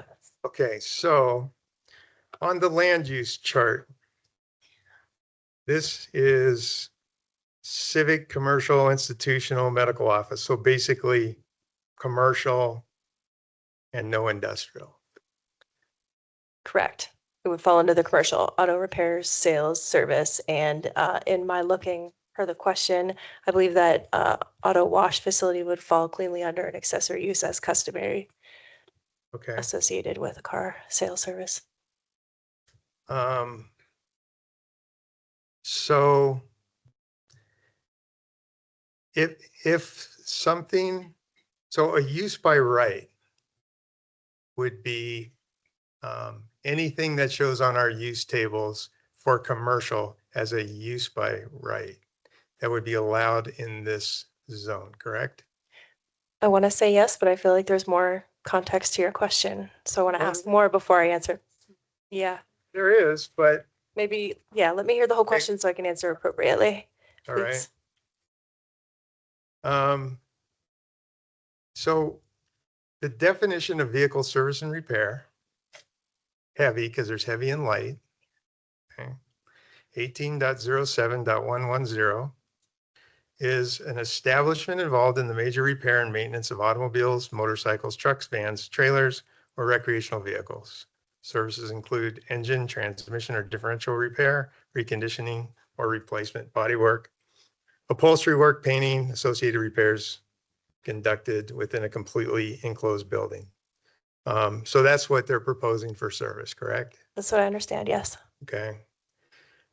But that particular service and repair heavy is not permitted as a use by right in commercial zones, only in light industrial. When you're calling the service repair heavy, well, okay, hold please. In On the permitted use use table. chart, yep, I can get there very quickly.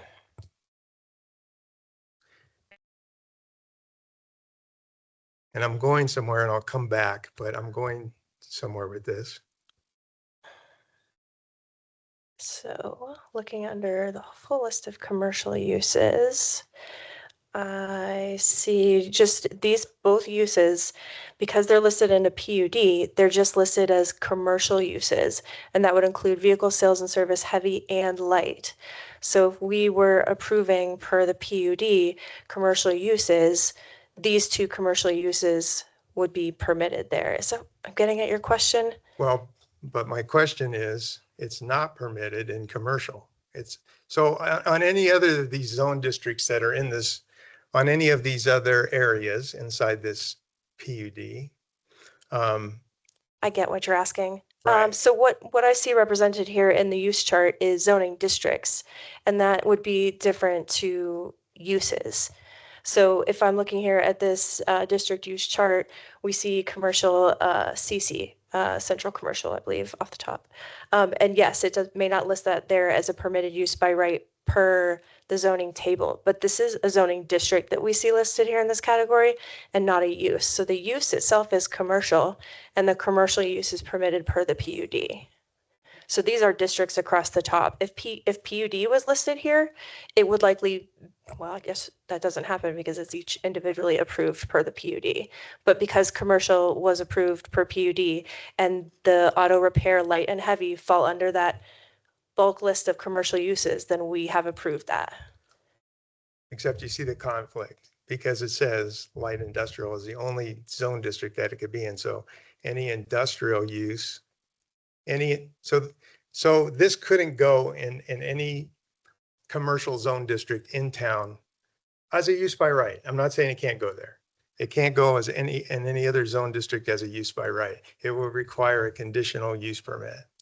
but we did approve it for the PUD zoning district, the PD zoning district. So that is a unique zoning district where those uses and other various zoning elements can be specifically chosen and negotiated for the overall plan. So you're not wrong. I think the distinction being that PD and PUD is not listed in this list of zoning districts. It's just listed that auto repair light and heavy is a commercial use, and then commercial uses are approved for the PUD.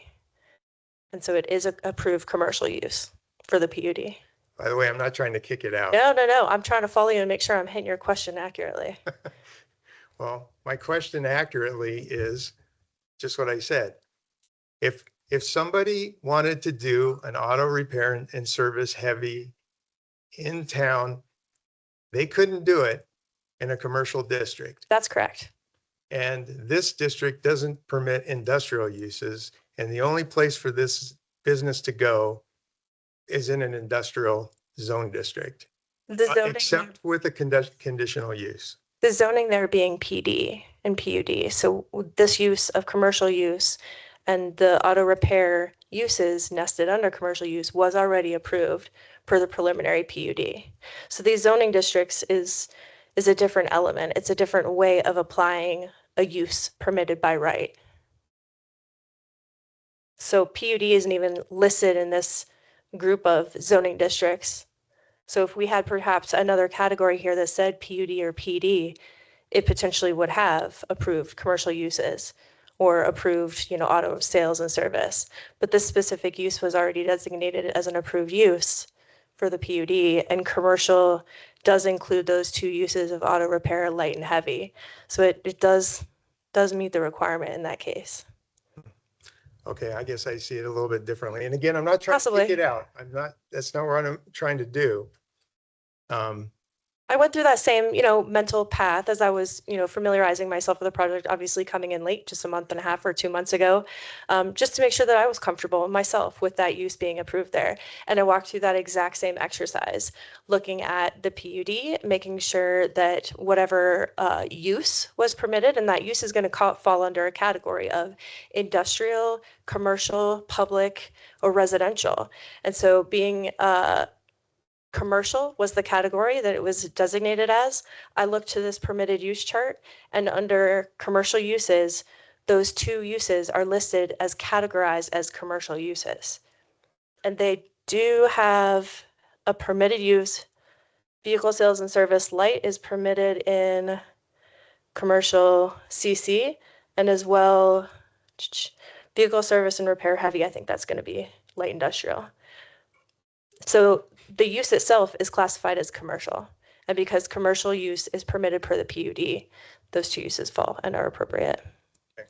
So I'm going to circle back because I'm trying to make a point that doesn't necessarily have to do with them, but does have to do with them, but has to do with the overall problem. Okay, so there was more to the end of the question. Okay, let's go there. Maybe I can answer better for you. So back to this, because I disagree 100% with the whole steel building thing that we have in our code. The intent is super clear, 20,000 square feet for a steel building, and that's it. Just because it's underneath something that says industrial uses, that's a ridiculous argument. We're going to fix it. Okay? Yes, exactly. Perfect. But what I'm getting at here is if vehicle service and repair comes into town and they want to build a 20,000 square foot building, they have to go into a light industrial zone district. So what do they do with that? They go in there and they can't build a steel building over 20,000 square feet in an industrial zone district, or they're stuck without being able to have anything else being used in that building if they go out of business and now they got this steel building that's sitting there. We have a problem in this town with the steel building stuff that we need to fix. Oh, absolutely. And to your point, I'm so looking forward to, like mentioned, we're going to be having a workshop on Wednesday. I look forward to us having joint workshops because the feedback that we are receiving at the town council meetings, we need to be sure that that is relaying appropriately with planning commission. So I'm looking forward to having those joint meetings so we can make this not difficult moving forward. Well, and we're back to this. We've got a Yeah. PUD that supersedes and is more restrictive than our industrial steel building code. It's considerably more restrictive. It says flat out, no metal panel buildings, period, except for accents and awnings, and that's it. And it doesn't have anything more to do with that. Yet there are potentially different products out here that don't make them look like steel buildings. I can't tell from this dimension. It looks like there's standing seam on some of these things, and particularly on the roof. And so, well, the bottom line is we have to fix that. Yes. But now we're dealing with a prohibition, not ours says 20% of the building can be steel. This thing says 0% can be.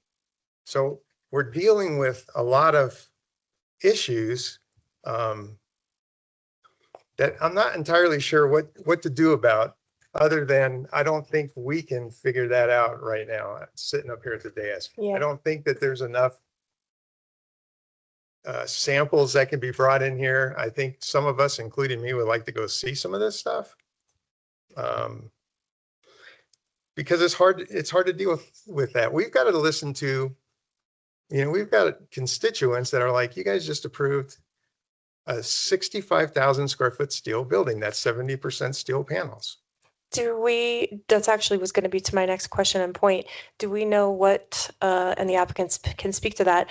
When I'm reading that, if I had reviewed this application on my own, I would have reviewed it and taken it out of the category of industrial and not reviewed it against the standards there. I would have taken it out of their own category of industrial in their design guidelines document on page 34 that I had found. And if I was initially reading that comment on their plat, I would have done it with the most.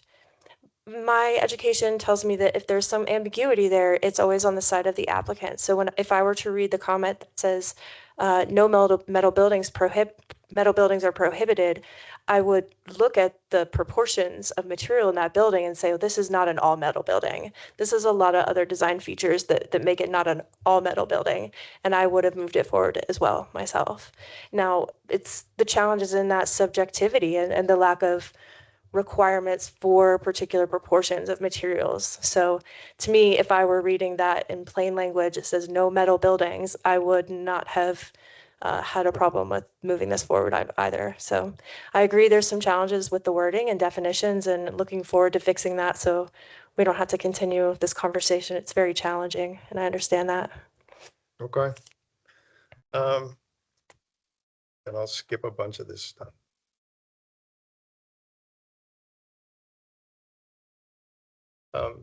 Is there a master sign plan for this PUD? Do you know? I will let either Ray or the applicant speak to that. That was well before my time, and I wouldn't have reviewed that, so I can't speak to that. I haven't been able to find one, so that's why I'm asking. Okay.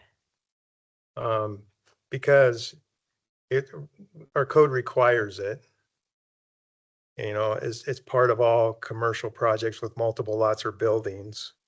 And so since we don't have that, we're back to having to deal with what we have for codes.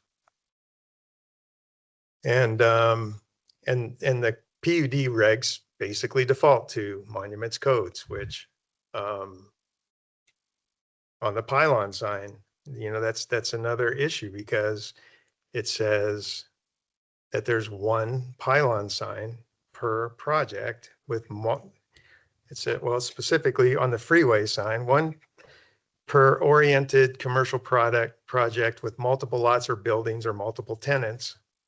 And the one that's there, which I'm not really sure who approved it, it wasn't through a public hearing, that much I know. I think it was all done administratively, but it exceeds the allowance for area on the sign. It actually even exceeds the height. It's 35 feet's the maximum height, but it's not really built per the plan. We actually have the plans, but it slopes off the side of a hill. So that's another problem, because it's 15 or so feet elevation there, and now you got a 35-foot high sign on top of it.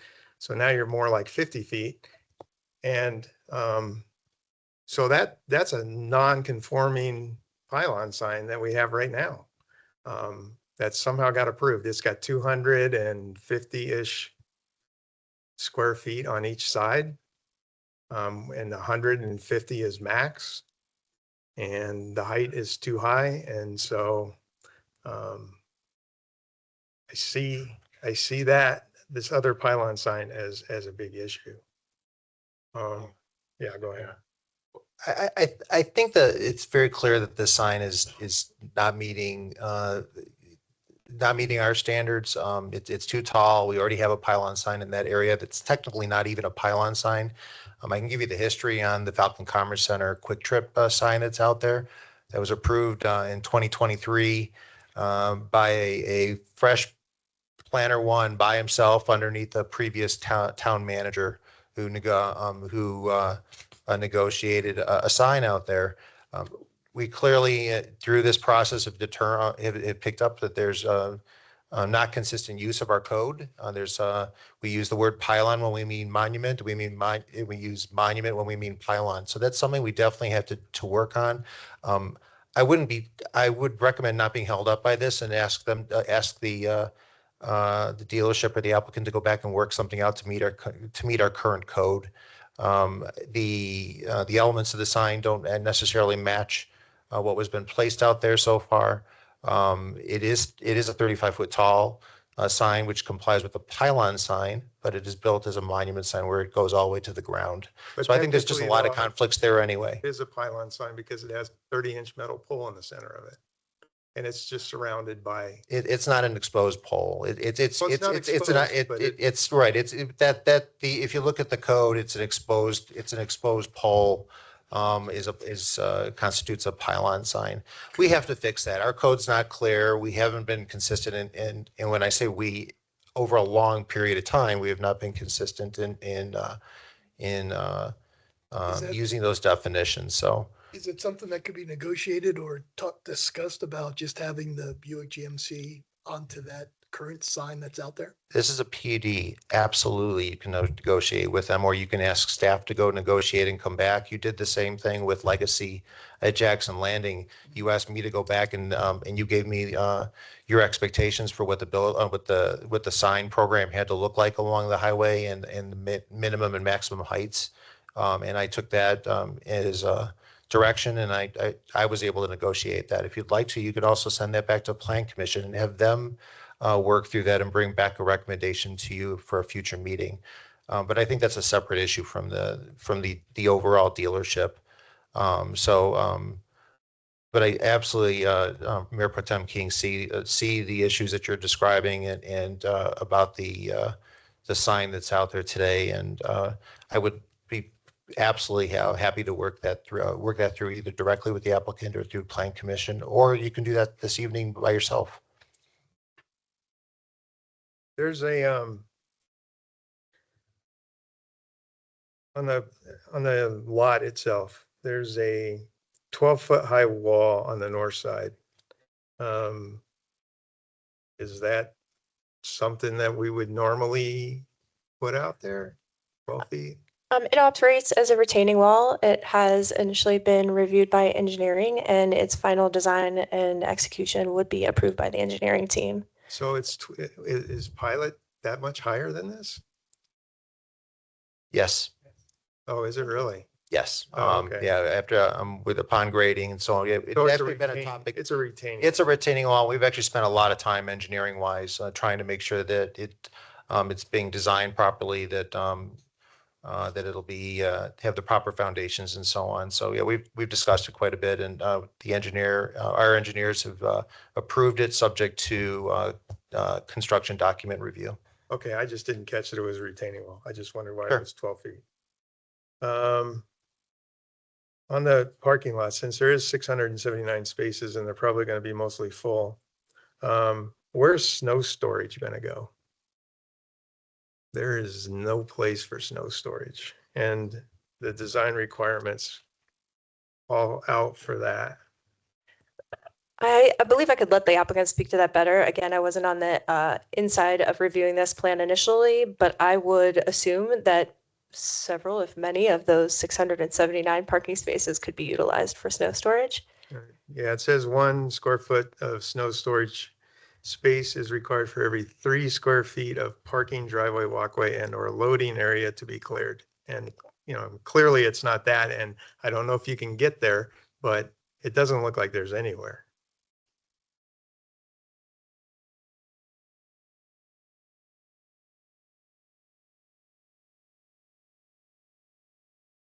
Hello again. There is a sodded piece right in the middle for phase 2 building. That would be for phase 1 snow storage. And at the completion of phase 2, it would be towards I-25 in the display car area. And there would be lost cars as a result of snow storage in phase 2 full build out. So you just push the snow over the top of the cars? Is that what you're saying? No, they just wouldn't have that inventory when there's bad weather.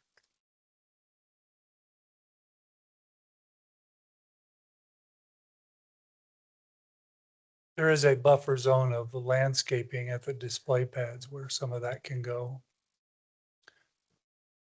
So you just have to anticipate that and make sure there's no cars there. Well, we probably do that very poorly, but yeah. Yeah, I'm sure in Monument Hill, you will figure it out real quick. That's true.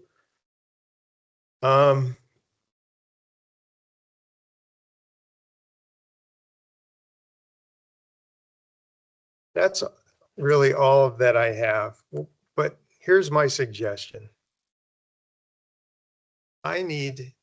Personally, I can't envision any of this off of what I've seen so far. The building faces south where most of the features are. And what faces Terrazzo to me seems like it's just mostly metal. And those vegetative panels that are there, I see nothing in them for 6 months out of the year because it's just the leaves are going to fall off of whatever it is. I personally would like all these concerns because I can't write up a bunch of conditions and I can't just blindly approve all this stuff. I personally would like to either see all these concerns go back to the planning commission and then they can make these recommendations, or we have some time to go look at some of these buildings. I would like to see a building that is like this. I have a real hard time going against a prohibition.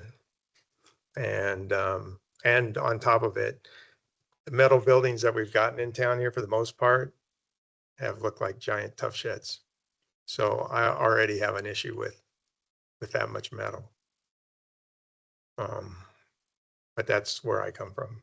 You guys can have different ideas on this. Okay, would the applicant like to speak to all the things that they've heard, or have you said enough in response to the questions?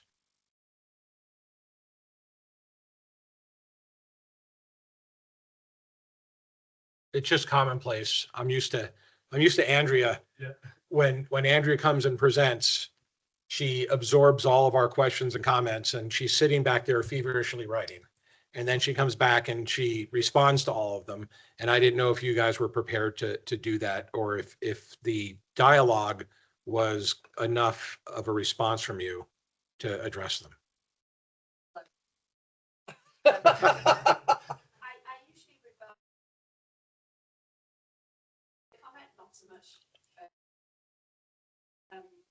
And don't. It is on. Okay, thank you. Yes, so I don't usually revert to your comments because don't usually get the opportunity because you're usually up here making your deliberations. I would say regarding the prohibition that's in the PUD, I've read the language. I agree that was what it says. The basis of that comment came from the design guidelines, which were very much geared towards industrial buildings. It was under the section, as Jenna said, that referenced industrial buildings. So it has been carried forward into the PUD in a more generic sense, where it's not under industrial uses specifically where it should have been. And that was an error. And it is an error we will rectify, and we will come forward when we do a PUD amendment to rectify that and make sure that it is clear that that is intended to be an industrial standard. And also, as Mr. Blunk indicated, make it clearer about the type of metal buildings we are trying to prohibit in the park. That aspect of it, I think, is something that it was self-imposed by us on the PUD. It wasn't a requirement of the town staff. It wasn't a requirement of planning commission. It wasn't a requirement of the town council. It's very different from the standard that's in the industrial use standards within the code, which is very specific, saying no metal buildings greater than 20,000 square feet for industrial uses. So the intent of that was always intended to be an industrial use standard, not a commercial use standard. And I would argue that this isn't a fully a metal building, per the comments that were made earlier. It has a substantial amount of glass. It has other accents to break up that metal building. And per the samples you've identified, you've seen that Waleed brought up, it doesn't look like the metal buildings that we were trying to avoid. And I appreciate Councilmember Kimpel having gone and looked at some of these buildings in advance of the meeting to kind of get a feel for what that would actually look like. I think the other concerns I heard from Councilmember Abbott was and Councilmember Kimpel was about the traffic. Obviously, the roundabout, I think that everybody knows the history of that. It was originally intended to be a traffic signal. CDOT, in their wisdom, decided to turn it into a roundabout. We pushed back on that. They pushed forward with it. And as a result, we have a roundabout, but it is designed to accommodate larger vehicles, and the traffic impact studies that have been prepared anticipated higher levels of traffic than this would actually generate for this parcel, because a commercial use could be a much more intense retail use, which would have a lot more traffic than this type of use. Terrazzo Road does have a centre turn lane to allow for that turning of vehicles. And as Waleed indicated, the driveways within the site have that wider 30 to 35 foot width to accommodate the vehicles through the site. So there's good circulation through the site and 2 access points. Regarding the sign, it's something that we didn't really address in the original PUD. It was intended that there would be the one monument sign or pylon sign that is a multi-tenant sign, where Quick Trip is right now. Whether or not we weren't involved in that process at all, whether or not it meets code requirements, I can't speak to. But I think I'll go back to the points that were made initially, that this is part of the branding of GMC. It's an important component of that. I think based on the image I saw, that it's been attractively designed. It's not going to be bright and garish. It's going to be in that bronze metal with the GMC logo, and I think it will not stand out as much as I think is feared from a signage perspective. But that decision is with you to determine that, and or future signs if there is a different dealership in the second building, or different not GMC. Let's just say that. Others. And I think really other matters that have been discussed, such as snow storage, are kind of detailed items, which I think really are not council level details, they're staff level details, and we can work those things out with staff. And the lighting, I think, I didn't know that they're on a timer, that they could adjust that readily, so that's good to hear. And but the lighting does meet all the town standards. So I did. There you go. I wrapped it all up, put a bow around it, and Appreciate there you go. Thank you. Okay, well, so this is a public hearing item. So we will open it up to the public. to speak for or against, do we go over both of them or are we just on the first one still? This is just the first one. This is the final planned unit development plan. So anybody who would like to speak for or against ordinance 09/2026, please state your name, where you live. Darlene Scow, 3175 Mount Herman Road. I live in a steel building. I think they're beautiful and we can hopefully move forward to change the code to allow for that, because I think what you're looking at is an architectural pretty panel. And I'm sure you've all seen them in use and I think they're beautiful. And so, great. I'm in support. Can you sign in, please? Yes. Thank you. Will, is there anybody online?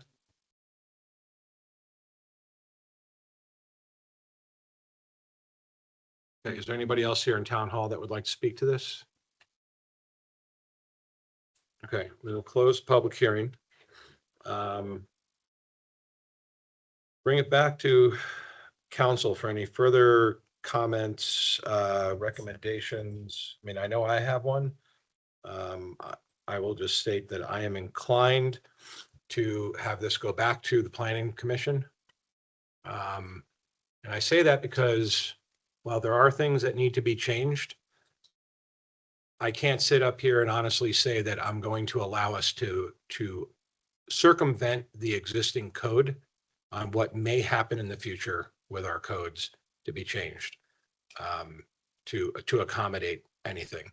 So I don't want to give an impression that we are going to make variances to our existing codes from the dais, and that will set precedent.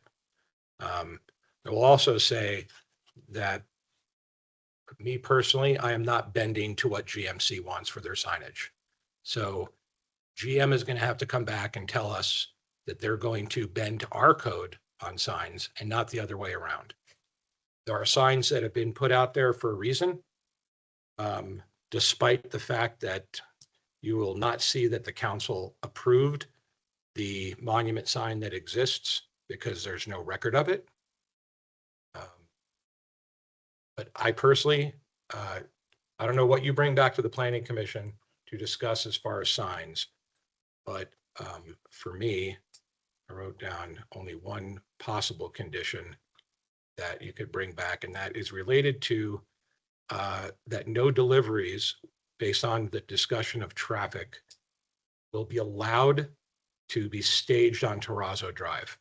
All deliveries must take place within the property boundaries so that it does not impede the current traffic and the future traffic that's expected. That's just me. Anybody else? I understand it being sent back to the planning commission. I prefer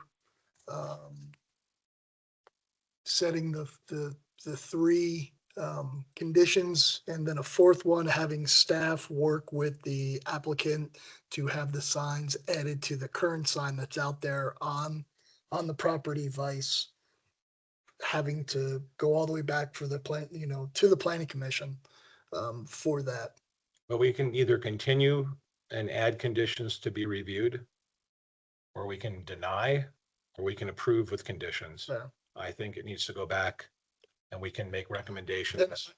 I would say continue with staff to come back with the finalized version of this sign dilemma, which I think the solution is putting it on the current sign that's out there right now, because there's room. I know. And that avoids potential having someone else come in, they're gonna want a sign and somebody else gonna want it. Trying to avoid the look of what's north of us, that's out there with all the signs. So My opinion is, I believe it should it should be sent back to the planning commission for one very specific reason. They need to know they've got skin in the game and they have the power to do what it is that we're talking about, that they, for whatever reason, didn't include in their conditions. For a lot of years, it hasn't worked that way. And I think this is one of those situations where they at least will understand they have the ability to look at this and with, very John Desai and come up with the conclusions that we have, or they say, you know what, you guys are all crazy and we don't recommend that. Well, then it comes back to us and we have another decision to make. But I would like to see it go back to planning.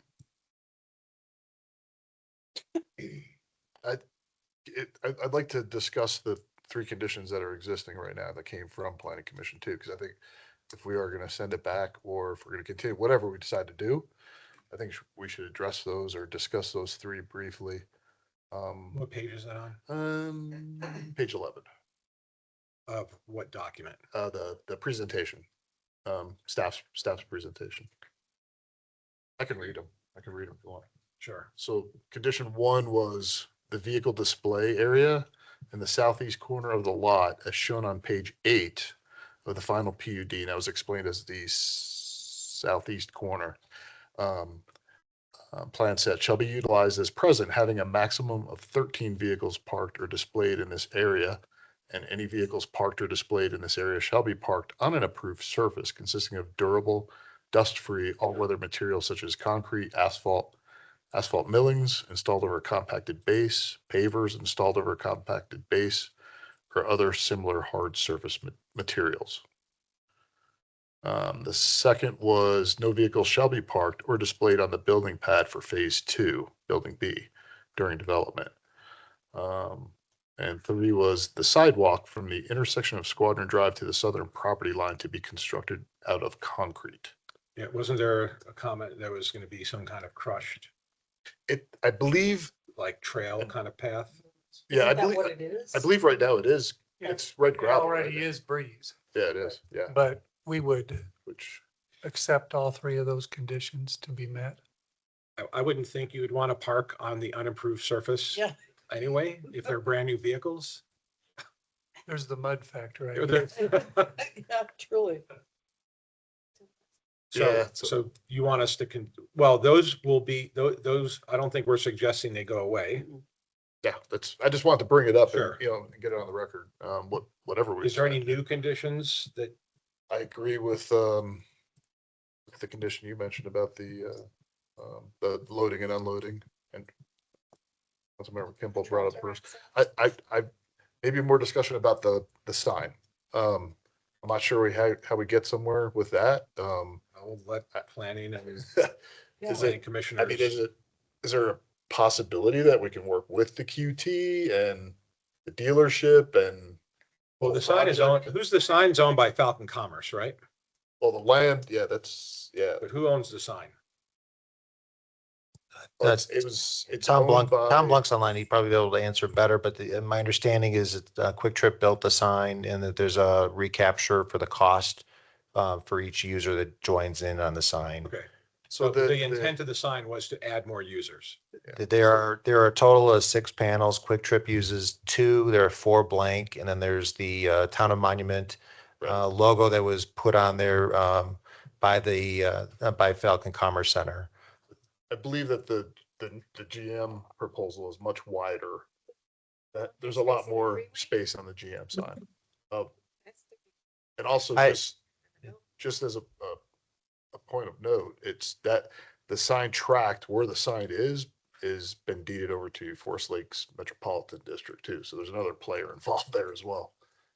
Oh, where the current sign Yeah. is. That is correct. Yeah. It was not on the Quick Trip, within the Quick Trip PUD. It's separate. But although the Quick Trip PUD did show that location, but it was shown as outside of the property. Okay. So can we pass this with putting those conditions on the side, or We can't pass it if we're sending it back. send it back? Yeah. Well, again, I offered before that just similar to what you just did with Legacy at Jackson Landing, the condition was to work with staff to meet the conditions as you described, which I did. I would do the same thing in this case. If you would like Plan Commission involved, then you send it back to Plan Commission. I really would like the input from them. They're the ones who have the timing of purchasing and getting a piece of, and putting the property under construction and so on. Because they won't be back to you for another 60 days if we go through the Plan Commission process. at a minimum, because we have to go through it. We still have to post and get onto an agenda and then come back to you the following month. I'm okay with, let me preface this by saying, what I don't like is I don't know what the process is at the planning commission, as obviously none of this stuff was brought up. And because there was no real discussion on it.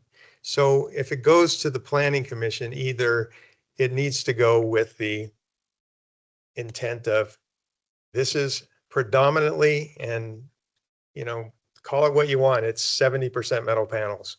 If it's predominantly metal panels and we have a prohibition in a PUD, for me personally, I don't have a problem with people asking for stuff. I need them to come in and say, we need to go outside of the existing code or the PUD or whatever for this, and this is the reason, and this is why, and there's, you know, more than one little sample. Maybe there's all the samples of the thing that comes in.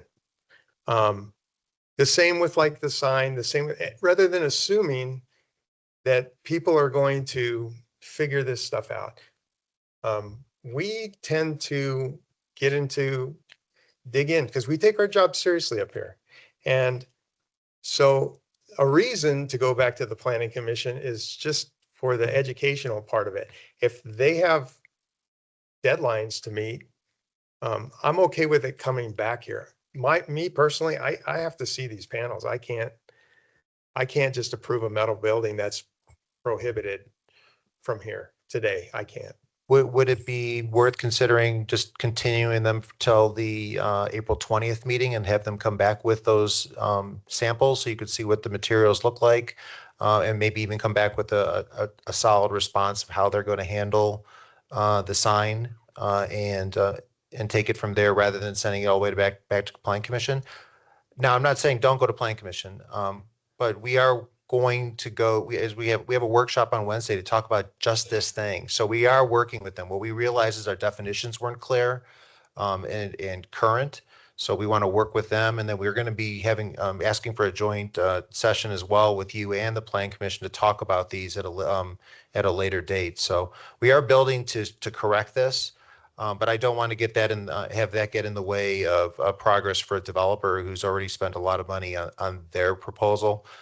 So would you consider doing a 2-week continuation and give them the chance to address your concerns directly and come back to you? And then we'll continue to work with the Plan Commission on these topics. We have a pretty full calendar on the next meeting already. I'm not going to have a voice at the end of that meeting, so I know. I'm not disagreeing with you. Possibly the first meeting in May. May 4th. Without it going back to Planning Commission, providing staff is committed to educating Planning Commission on. We're absolutely committed. However, before we go any further with any kind of further recommendations, Mr. Blanc, you've got your hand up. So I've been told. I can't see it. I've been told it. So feel free to add in your 2 cents, sir. I was just going to clarify on the sign. I forgot to unraise my hand. So if you guys are satisfied, otherwise I can provide some color on the existing monument sign if that's helpful. Sure. Pylon sign. So that deal was driven by Quick Trip. We, the park developer, didn't have anything to do with that. Quick Trip paid for the design. We had to approve the design. But Quick Trip drove all that. They paid for everything. The deal was it gets turned over to the Metropolitan District, Forest Lakes Metro District, and the Forest Lakes Metro District then administers the panels and assigns them to people. Certainly the car dealership would be allowed to effectively purchase a panel, and that sign costs $250,000, and so it was not inconsequential. So that money would go back to Quick Trip since they paid for it all. And they're the ones who got the approval as part of their process. I don't recall if that was staff or if it went through their actual Quick Trip PUD approval. I don't recall that part, but that is the history. When it came to me from a design review board perspective for this new sign, I'm a believer in companies who have spend a lot of money, particularly like a national company, on a brand and a monument, and so they have a look. And so I am more than willing to allow them to have their own sign. When you go see car dealerships, they almost all have their own signs.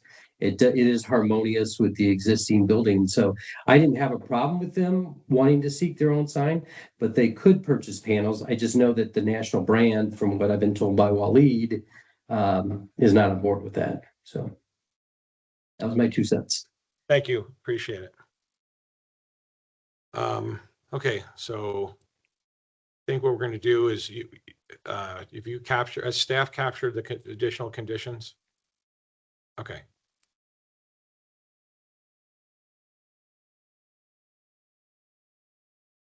Going to be facing the interstate. Are we saying that we don't want that, or we want them to lower it? Because we need to be clear, or are they going to use the Falcon, whatever, the sign by QT? Our rules prohibit another sign That sign at is- this point. Okay. The sign is I just prohibited. needed that clarification. So you're saying that no 35-foot sign? You can say yes. I'm saying for me personally, It's hard to the it- height of the building. to me, so it's a- I'm not okay. to with me, it's a matter of the fact that the code says one sign Right. where there's multiple tenants. I don't care how big it is or how small it is. It's the type of sign that it is and the prohibition of it. So if everybody here is free to override the rule, it's a PUD after all, but And that was one of the reasons for thinking about the planning commission, is there could be some kind of compromise there, or, and maybe we would agree with it. It needs to go through some kind of a process, but another 35-foot high sign. I'm trying to get rid of the 35-foot high signs around here. We've got all those non-conforming pylons already, and this is on top of a 15-foot high hill, so it's a lot higher.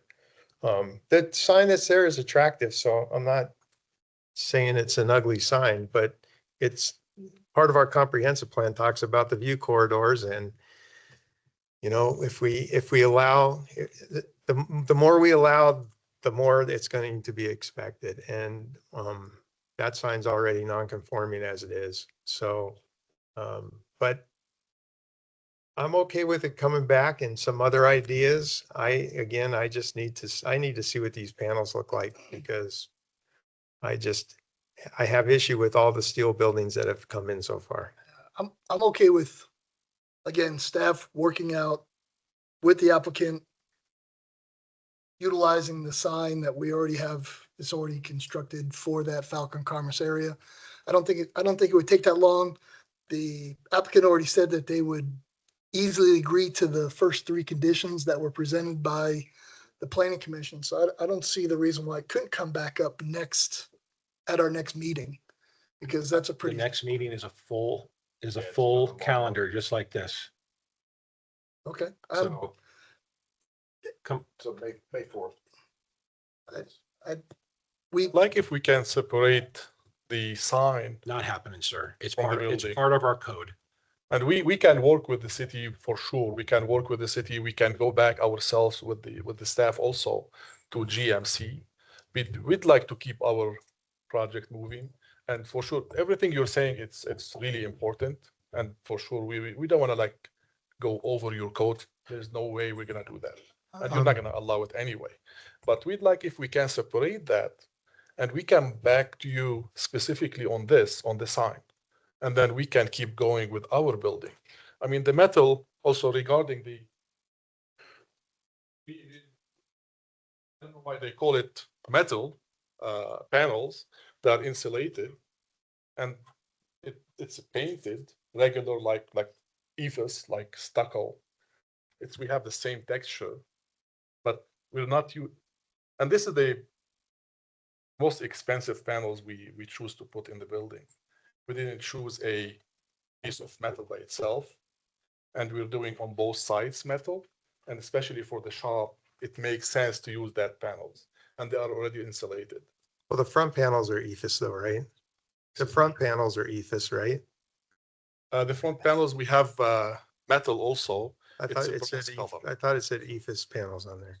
No, we don't have ephes on the front. That's what it said on the elevations. I'm sorry to interrupt. Mayor, I think when he was saying separate is he's looking for approval for the land development portion in the buildings. And then he was removing the sign from tonight and he'll come back to you at a later date or negotiate with staff on the sign itself. That allows them to start working on the building and move forward and start making their investment in the property and then go back to GM and work on the sign itself separately. I don't think he meant to separate it out in a different form. That's correct.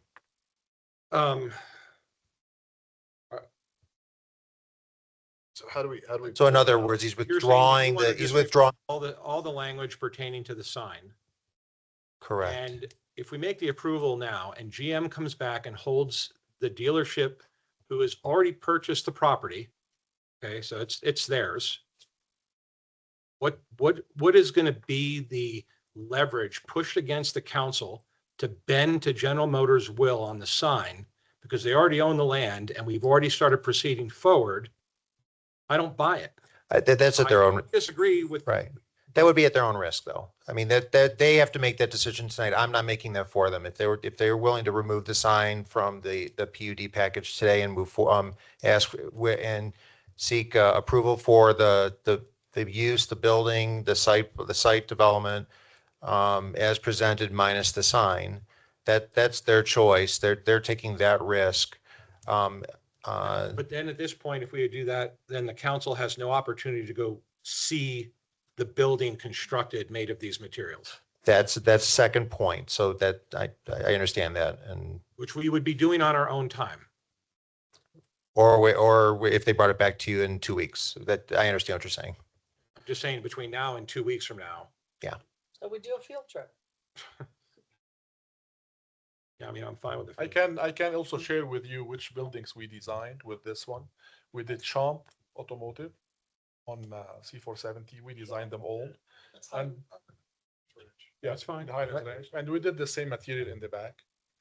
And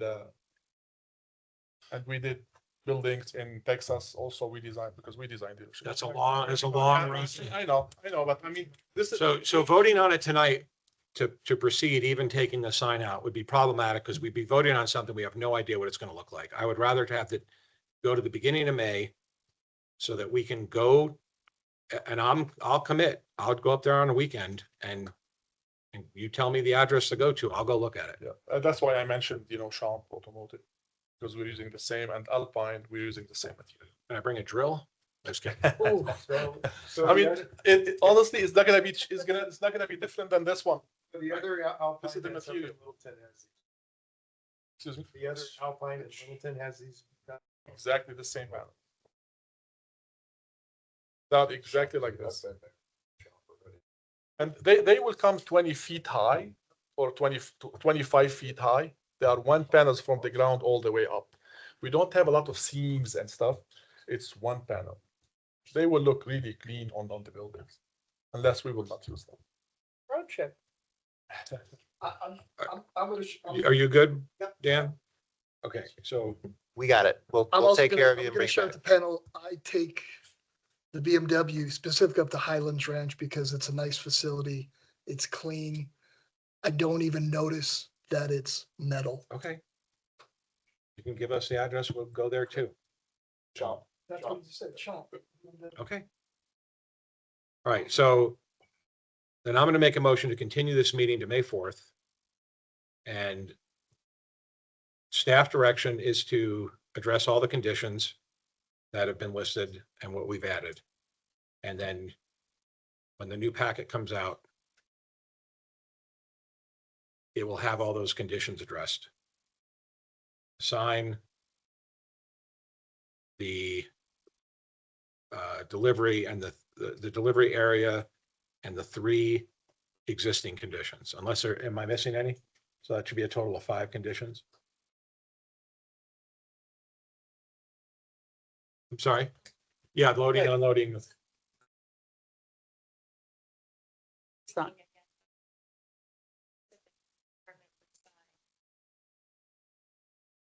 Have a specific condition. Well, either the sign is removed or it's been changed. But it can't be the same. Is it going back to replanning? Is it No, going it's going to the back? Planning department. So, Okay, so if you looked at some type of There's a motion. he's got a I mean, I just made a motion. oh, okay. So is there, we need a first and a second. I second. Okay, now we can bring it back to. Go ahead. Monument signs. I don't know what our code says about a monument sign on the freeway side. But if there was a small monument sign, provided it's allowed by the code, would that work? Small one, or small. No. No, the Monument sign per, per our code, you're allowed an 8-foot sign with a brick or a base, and there's a certain square footage. It's right out of the code. We can go over that with you if you'd like, but yeah, it's in the same section. I'm sorry to interrupt like that. no, I was just looking at for options. I just don't Mhm. want to see a row of 35-foot high signs when we don't allow them. That's the worst part. Okay, so we have a motion and we have a second. That's not the motion. The motion is. What? Well, she's gonna pull the motion to continue up. Okay, got it. Okay, We're continuing Tina, this to May 4th.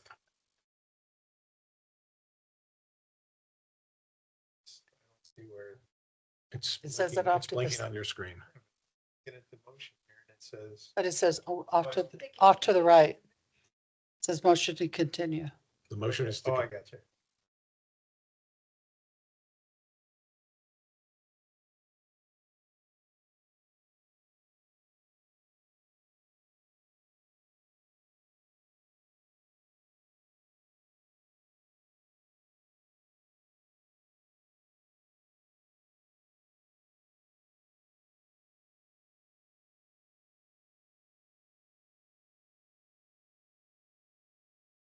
you don't have motion to continue?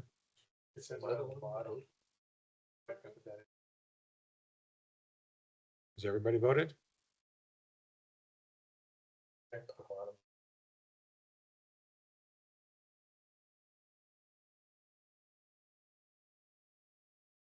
I didn't see it either, so. There we go. There it is. Yep. The motion to continue passes 6-0. I have to deal with Mark. Well, we'll get him traveling. So the next one up is a resolution to approve the final plat for the Alpine dealership at Falcon Commerce Center 21-2026. Do you want to proceed with that? It's a final plat. It's not, Subdivision of the land. okay. You don't see why we, okay, so then you're up.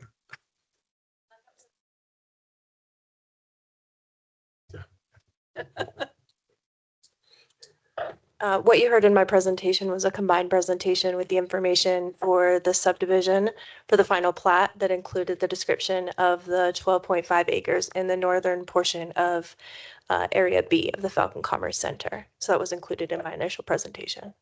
Okay, well then we're going to open up Hold on. public hearing item. I got a question for Oh, her on okay. this. Never mind.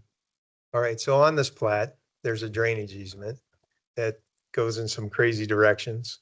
And the current drainage that's on this is basically north to south, straight down to Old Denver Road. How does that work? How's that drainage easement gonna work? With, is it gonna be like piped or is there swales? I mean, it's coming from the detention pond from Pilot. I'll be honest, I don't have the details of the engineering and their review. I wasn't a part of that review. Potentially the applicant or our other planner could speak to that. That was a bit before me. Okay, it just, Don't have that information. it's Is just hard. is there a planner that was here that could speak? So, Ray would have reviewed it initially, but it was reviewed by IMEG and approved by the same. so the town engineer reviewed it, but I would hope that they might have some more information or insight. So nothing. Oh, the engineer left. So, but The we engineer's did gonna review say- it and we'll continue. I don't believe anything's being put into a pipe, but we will, during the CD inspection review portion, we'll cover those things for sure. But unfortunately, our engineer's not here and their engineer left, so we won't be able to answer that directly. The engineer is going to say it works, and Our engineer is, I just really wanted, I'm looking at this and I'm not seeing how it flows. I could very confidently tell you that we do not have an engineer that just says it works. If you ask the development community, they would agree that we do not have an engineer who just stamps a drawing and moves on. Well, I didn't mean it that way, but in the end, he's going to say, don't worry about it. It works. I'm the engineer. Not our engineer. I'm telling you, that's not what's happening with our engineer. They're very thorough and they make sure of it. So each time you get a recommendation from our town engineer, I can assure you that it's gone through the blender multiple times. Okay, so we'll bring it up for public comment.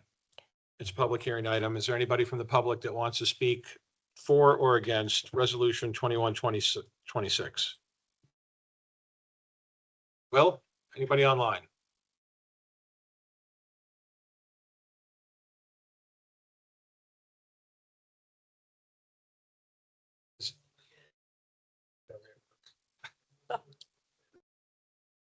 Who? Okay, either one, just. That's the engineer. Oh, that's the engineer. Well, let's talk to the engineer first. I like Mr. Blunt, but I want to hear it from the engineer.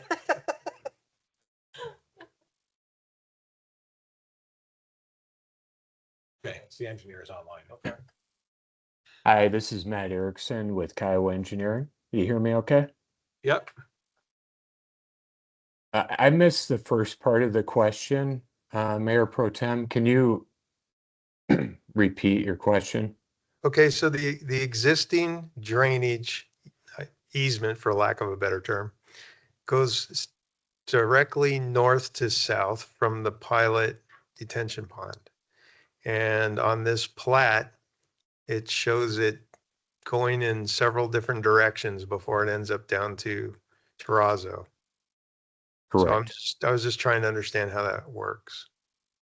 Yeah, so in the existing condition, there's a pipe or an outlet structure from the detention basin at Pilot that discharges just into the Alpine site. And with this development, we're going to pick up that pipe and route it through the Alpine development. And it's going south and then southwest, makes it all the way over to Terrazzo.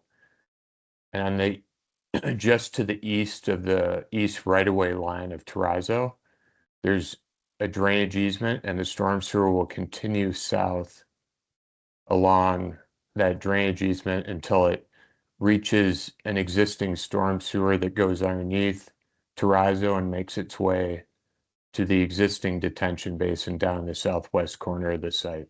The 9-acre one. Yes. So that's piped underneath Alpine, or is that done through swales? It's piped. Oh, okay, that's really what I wanted to know. Okay. Thank you. Certainly.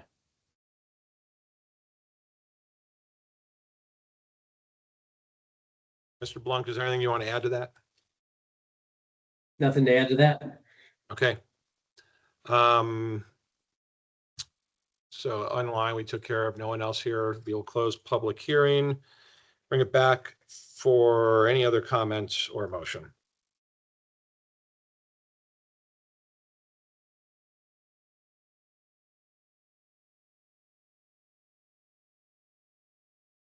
I'll make a motion to approve resolution number 21, TAC 2026, resolution approving a final plat for the Alpine dealership at Falcon Commerce Center.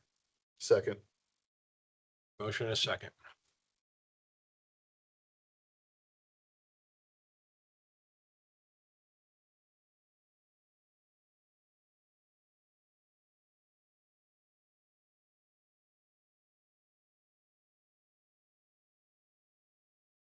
That motion passes 6-0. We're going to take 5 minutes. Please. And then we will come back and do the ordinances and resolutions. Thank you.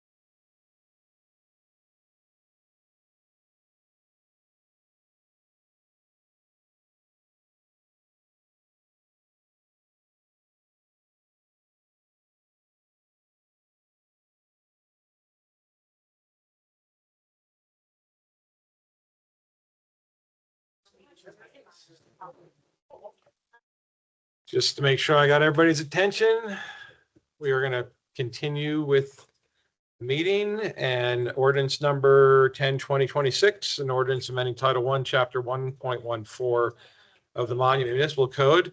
Welcome, Ms. Hogan. It's been a minute. Yes, thank you. Good evening. I'm here to introduce ordinance 10/2026 for your consideration. Should it be adopted, it would simply amend chapter 1.14 of the Monument Municipal Code, affording the town clerk an opportunity to refer to the Secretary of State, FCPA, which stands for Fair Campaign Practice Act, complaints that the clerk determines are potentially a conflict of interest. The current FCPA hearing process that was introduced at the end of 2019 would largely remain unchanged. The only thing that would be different is if a complaint wasn't initially dismissed due to a lack of one or more required elements and is determined to be a conflict or a potential conflict of interest, it would afford the opportunity for the clerk to refer it to the Secretary of State. Otherwise, the process that would be unchanged from what has been in place for the last 6 or more years. This would give the clerk an additional tool in her toolkit when responding to FCPA complaints and also reduce risk if conflicts exist. So in the interest of your time, that's as much explanation as I can give you, but if you have questions, I'm happy to see if I can help you. Yes. Gave the council an example of what a conflict would look like. That's a good question. It could be that the clerk provided educational materials during like an orientation session, and then a candidate filed a disclosure report and somebody complained that it was improper, and their explanation is that they were given erroneous information by the town clerk. It could be, another example would be potentially the town is named in as a whole in a complaint that misuse of town funds, and potentially the clerk would be named in that complaint, and that would obviously be a conflict of interest. But regardless, we would work with our town attorneys before referring things to the Secretary of State to see if they agreed with our determination. But the Secretary of State can't go back on our determination. That's final, and they would have to respond to it once referred. So if you made a determination That a conflict existed. It would go to the Secretary of State, provided the person who made the complaint wanted it to, or is it? It's the clerk's determination. Clerk's determination, okay. And then they would make a determination on the complaint, and then is the new law, is that a final decision, or is it still appealable? Well, once it's in the Secretary of State's hands, it wouldn't be, they wouldn't appeal to the town. They would. No, but could they appeal to a court? Yes. Okay. Okay. Any questions from the council? All right, well, this is a public hearing item. Is there anybody in the public that would like to speak for or against this ordinance? Okay, seeing none. Anybody online, Will? I see none online, Mayor. All right, we will close the public hearing, bring it back to council for further comment, questions, or a motion.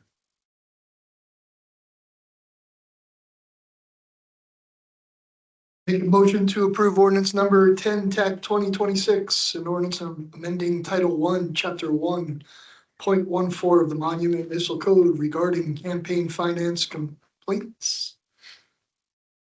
And authorizing referral to the Colorado Secretary of State under CRS 1-45-111.7. Second. All come back at once. Motion and a second.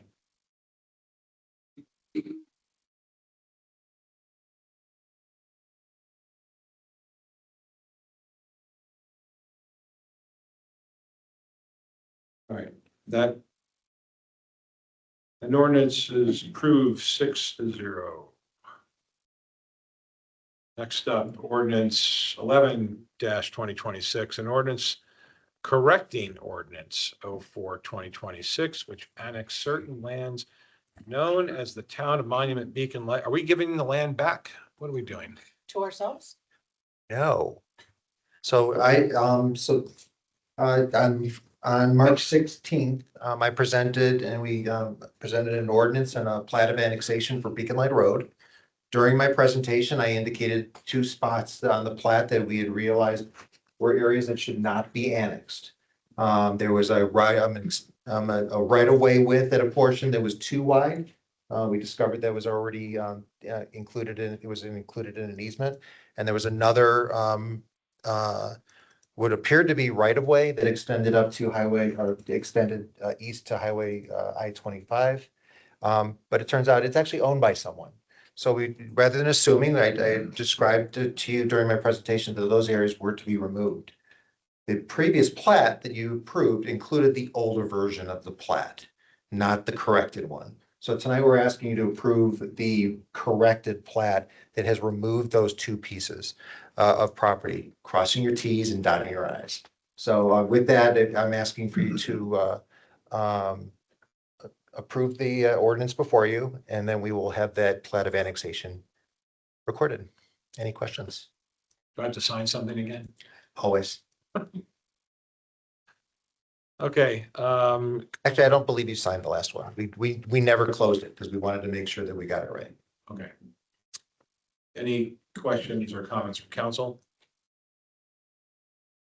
Okay, this is a public hearing item. If anybody in the public would like to speak for or against this ordinance, it's gonna come on down. Will, anybody online? There are no hands raised, Mayor. All right, then we'll bring it back to council for any further comment, questions, or motion. I'll make a motion to approve ordinance number 11-2026, an ordinance correcting ordinance number 04-2026, which annexed certain lands known as the town of Monument Beacon Lite Road water tank site annexation. Second.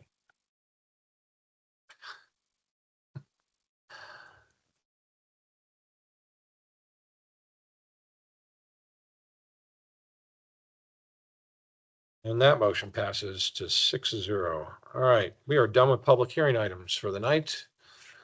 This next one is resolution 22-2026, a resolution to approve a new police department fence. Mr. Archuleta. Before we get into that, can I ask a question just in general about the next resolutions, this one and one other one? Apparently, I don't understand, or I'm not clear about the purchasing policy, because this particular item and the one for Chief Regan later exceeds the $25,000 number threshold. And this is kind of we haven't heard any details about this necessarily. Okay, yeah, and I can get into details of why we were able to go forward with this one. So I'm bringing forward a resolution to purchase a new police department fence that'll outline the police department parking lot just to the east of here. And then it'll also go around the well house as well. So the well house is staged in right now by a wooden fence. So that wooden fence would be replaced by a 6-foot iron fence that would go around this parking lot. So we are going with Baja Construction, who the town of Fountain has used for a similar project. They did a police department fence as well around their parking lot. So we were able to use them with I believe we called it joint. It's just because it's a similar municipality. So they went through the process and we're kind of following what the town of Monument or town of Fountain did as well. So that's why we were able to kind of go through, because we're following the guidelines that they set forth already. So that's why we kind of figured it was okay to go forward with this $84,000 instead of having to put out an RFP ourselves. Got it. Thanks. So, okay. Then I don't disagree, but the purchasing policy doesn't account for that. It does. It's called cooperative purchasing agreement in our purchasing policy. This one clearly states, though, at $25,000, when you exceed it, it's the sole discretion of the council's authority to deal with the vendors, the contract in the aggregate. We have not been informed about any step of this. And if I'm not mistaken, and you guys can correct me if I'm wrong, but I could have sworn at another meeting when this came up, the discussion of Public Works doing the installation was brought up in order to save the town money. It was, but this exceeds our scope that we would be able to do for this type of price. It would cost us with the equipment we would have to purchase. And we don't have the experience trying to do this for this company. You know, they've installed fences that are able to do slide gates and stuff like that. It'd be brand new to us. I think there'd be more challenges that would come up and we would end up exceeding an $84,000 mark just because it's out of our scope of what our guys do. We're not general contractors, we're general maintenance and a simple email saying we're going out to get professionals to do this would have been great. And we can do that in the future. Cool. Jennifer Phillips, Finance Director. I just want to clarify on the purchasing policy. So the purchasing policy is the contracting authority. Staff is responsible for the full procurement process. And we then bring, so those items that you're seeing in there with the limits is what a department head can sign for and can be responsible for, what you've authorized the town manager to be able to sign a contract for. And then anything above $25,000 is the authority of the council to sign that contract. It has nothing to do with the process at all. The council plays no role in the purchasing process. It says here that it's the sole authority of the town council to approve the selection of the vendor or contractors, the contracted amount, and the form of the contracts that are 25,000 or more. This is not the first time that this has come up. No, but this is what we're bringing to you. So it's your discretion. We can't sign it. The town council can't sign it. We do all the work and then we bring it to you, and it's at your sole discretion to say, yes, we approve this contract and this vendor for this amount. That's what the authority is for. The rest of it is all administrative operations and falls under staff. I think I disagree with your view of it compared to mine, because we did not get a selection of vendors. There was no vendors presented. There's one vendor that says vendors or contractors, plural. We have not seen, I get what you guys did because there's an approved state thing, and that's fine. But that's not what the language says in the purchasing policy. Okay, so being pasted it was dated, it was ordinance 58-2025, which was an update from 17-2024. Correct. And it was really, when I presented that, I made it very clear that there were no substantive changes. And so if that was something that was unclear, we need to bring that back. And council would need to give us direction on what you would prefer to see. The spirit and the intent behind that was we would bring to you, we've done that with every contract we bring. I did the ADA consultant, I did the fee study, I did the rate study. All the work's done behind the scenes, it's done by the staff, and we bring to you the final vendor based on our review. That's really best practice. Well, then the language needs to be changed, because when I see that we have the sole authority to approve the selection of vendors or contractors, we're not really approving anything here because you've already selected them. No, you're approving the contract. You can decline it. Well, so it's it's that approval. I would rather the language be I can bring it modified back to say that you're selecting the vendors and the contractors based on the language of purchasing of when it exceeds a certain dollar amount, and that we see the final contract and we approve it. I can update the purchasing policy if you'd like. Okay, cool, thank you.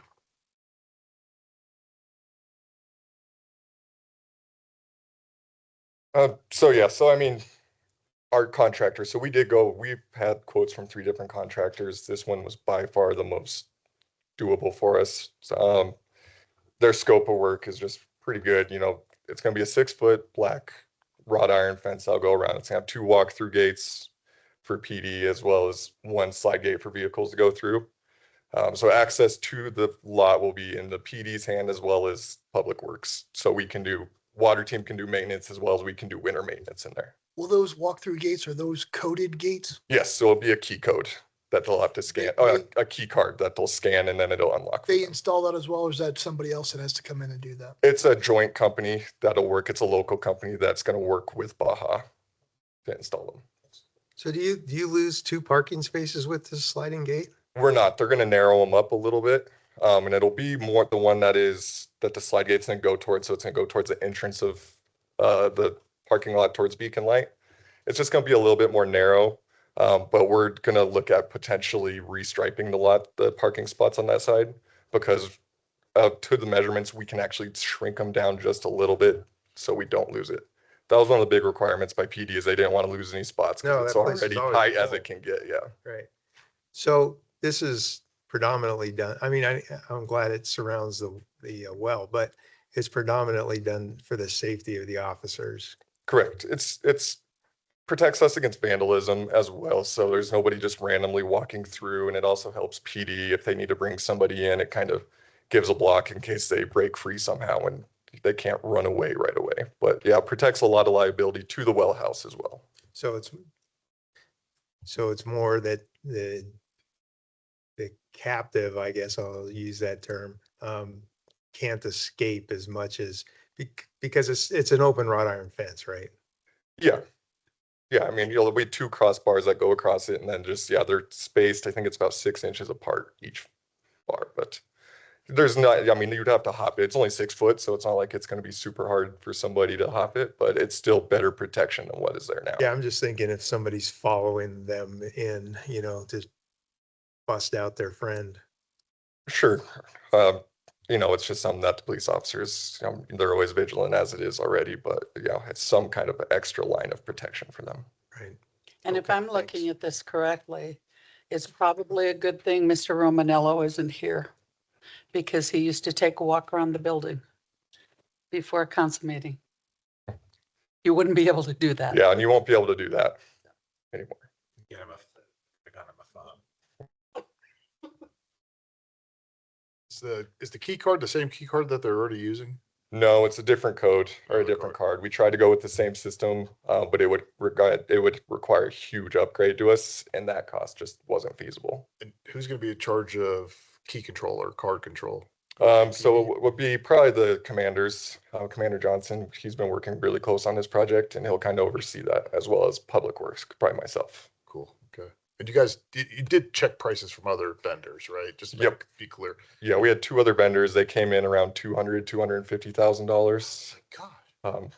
I just don't think they wanted to work for us, so they gave us an outrageous number, but I do that. Yeah. Thank you. Any other questions or comments? Thank you. Okay, then I'll look for a motion on this.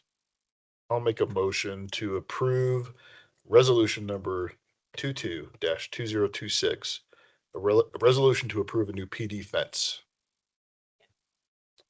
A motion and a second. That's that.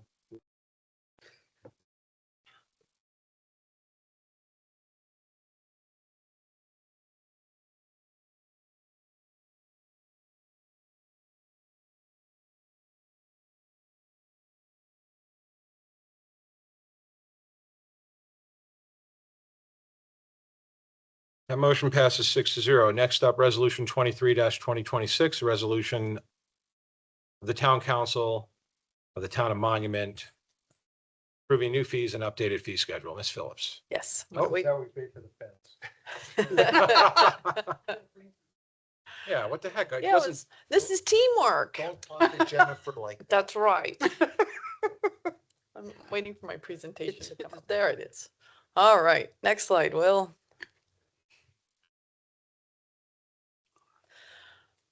So this evening, we are presenting to you an updated fee schedule. It has two items in it. One is the impact fee for police, and the other is a developer retainer fees.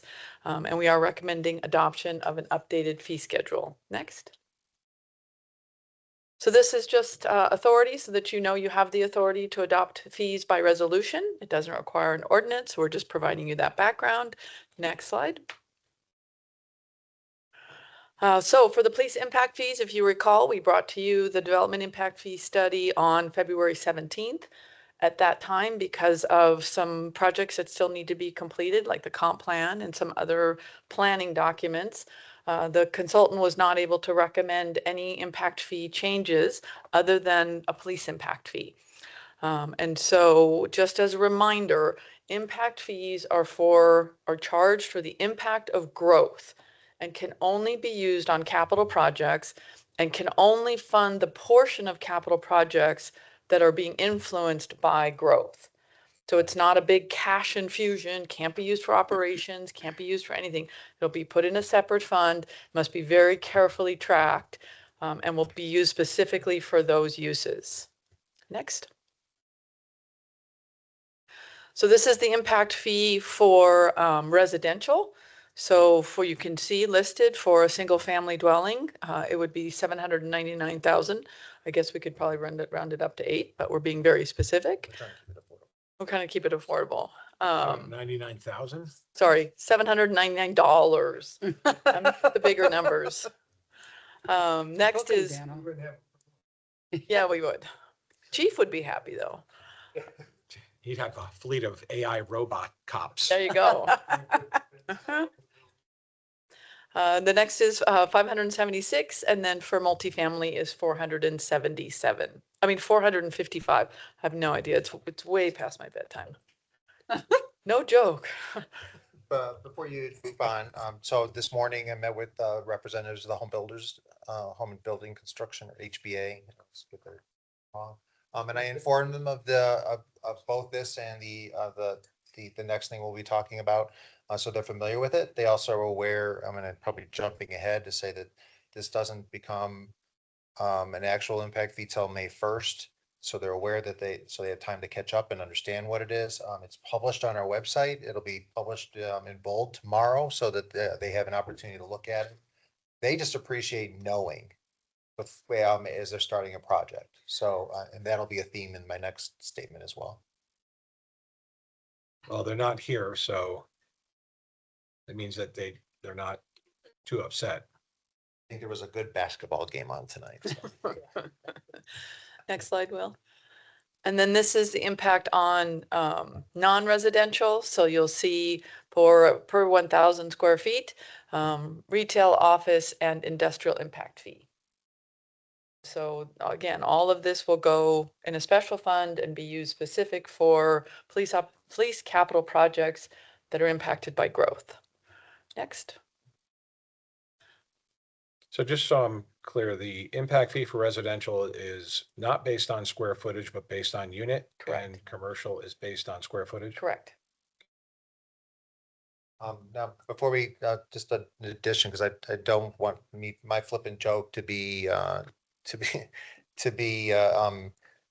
any reflection on the home builders' concerns about providing affordable housing. Every time we do add an impact fee, it does raise the cost of housing. They don't absorb it. So they're very concerned as we're looking at our fees and looking at and creating fees for permits or impact fees for facilities and capital projects. Every decision you make and every fee that you increase does increase the cost of housing. I would also reflect that on a meeting today, we talked about the fact that the town of Monument is actually more expensive than many of the houses that are being. It's more expensive to build a house here than it is in Colorado Springs, and you'll see that reflected in prices for the same model being built here, being built down there. I'm only giving that as a point of information as we're moving forward. We're going to be very cognizant as we propose fee structure to you that we're trying to keep a balance to make sure that we maintain affordability for the current generation who lives here and the future generations that would like to live here. So, Well, Dan, on that note, I have a question. who determines a PUD major amendment and a minor amendment? And can you give examples of those? Those are actually very well defined in our code. I go to that section of the code and it describes very specifically what I can consider as a minor amendment versus a major amendment. If a development is creating additional density or additional households in the subdivision, that's a major amendment. If it's being reduced, it could be considered a minor amendment. Property line changes, minor changes, those are minor amendments. Major amendments are anything that changes the character and the, I'll use the word density again, or the intensity of the development, but it's very well defined. You'll see if you go into that section, you'll see where it says where the planning director has the ability to approve a minor amendment and where the planning director does not. There's no question about that. That's actually a very strong part of our ordinance. So this next part is developer retainer fees. This is a deposit that we require at the beginning. It's covered by our current ordinances. It allows the planning department or directs the planning department to hold a retainer or a deposit in case the developer were or our applicant were to walk away from the project and leave the project incomplete, or walk away and leave us with invoices for attorney, engineer, any other consultant fees that we might use or costs. Up until now, it's been actually just kind of a thing where we guess. The planning department has to come up with an amount at the beginning. And that's been very hard on the development community. And moreover, it's been really hard for us because it's hard for us to justify. And so we're setting it right here. What we're doing is we're setting a number. And again, I introduced this to the HBA members, and they're just happy to know what to expect as they walk in the door. They don't have to wait and listen to the planning director go, it'll cost about this much. They know that this is what's going to be there. The other thing that we're going to be asking to implement, and we'll come back with some code changes to do this, is we want to hold the deposit till the end rather than taking money out as we spend it. We want to hold that deposit till the end and then invoice them for the work that's being done during the project. And then when we close out the project through certificate of occupancy or certificate of completion, and we know our invoices have all been paid, then we'll return the deposit. So we're going to come back to you because if you look at the section in the code that talks about this, it's very complicated, has percentages and all sorts of things in there. We want to make it very straightforward for us to manage, finance department to manage, and then more importantly for the development community to understand what they're doing and what they're investing in.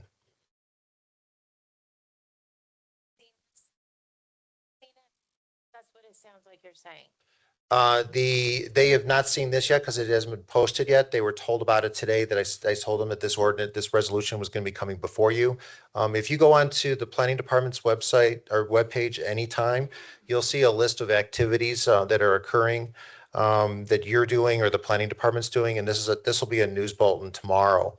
Other items that are on there are draft stormwater report, which you've already seen. You'll be presented officially at the next meeting. The next one, the street standards will be posted on there. I'm trying to keep them informed so that they can be part of that conversation and they can never say that you push something through without talking to them first. It's really helping with relationships with them. And it's helping them become part of the conversation rather than just a recipient of whatever you do. But excellent question. Thank you. Is that, Dan, on line 2, is that, so the fee is 1,500 and the retainer deposit is 2,500, is that correct? That's correct. And we're not changing the fees at this time. We're going to finish our fee study and then come back to you with an updated fee structure that we'll recommend to you. And then you get to decide what you want to charge based on that recommendation. And then we might come back with a retainer fee change as well based on those costs. But right now we feel that these numbers here are sufficient to protect us.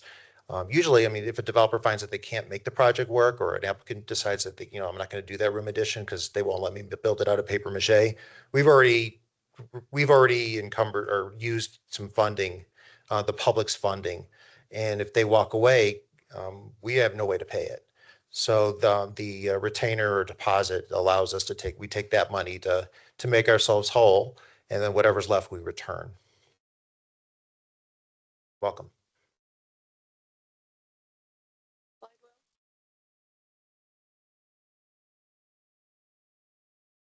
There we go.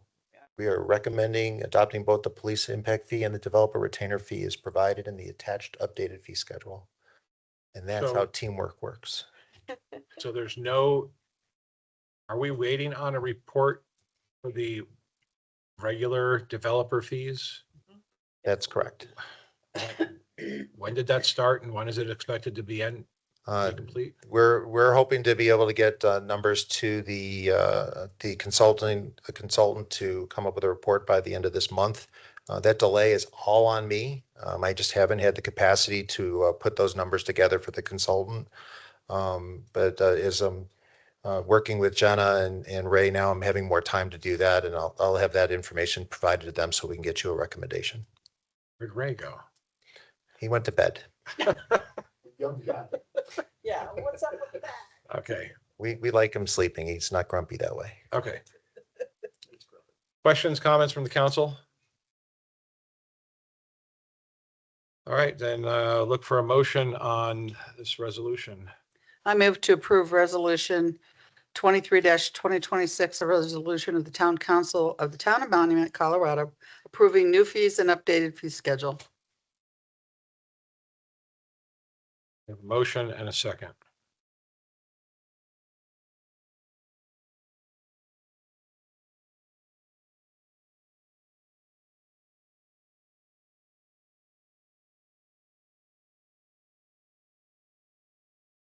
And that one passes 6-0. Next up, resolution 24-2026, resolution authorizing the submission of a grant application to the SIPA in the amount of $250,000.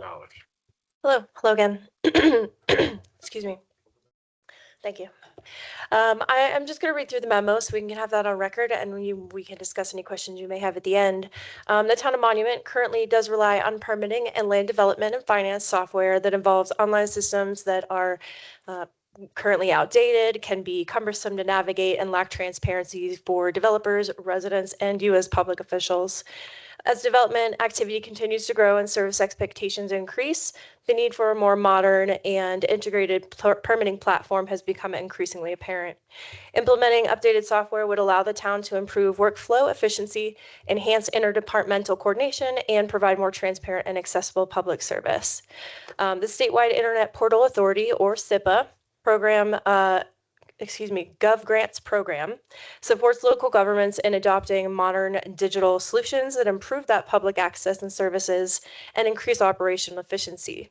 By pursuing this particular grant opportunity, the town may be able to offset a portion of the initial costs associated with procuring and implementing a more modern permitting system. So, of course, the purpose of this resolution is to authorize staff to submit a grant application, designates representatives to administer the application process, and allows for the execution of necessary agreements if awarded.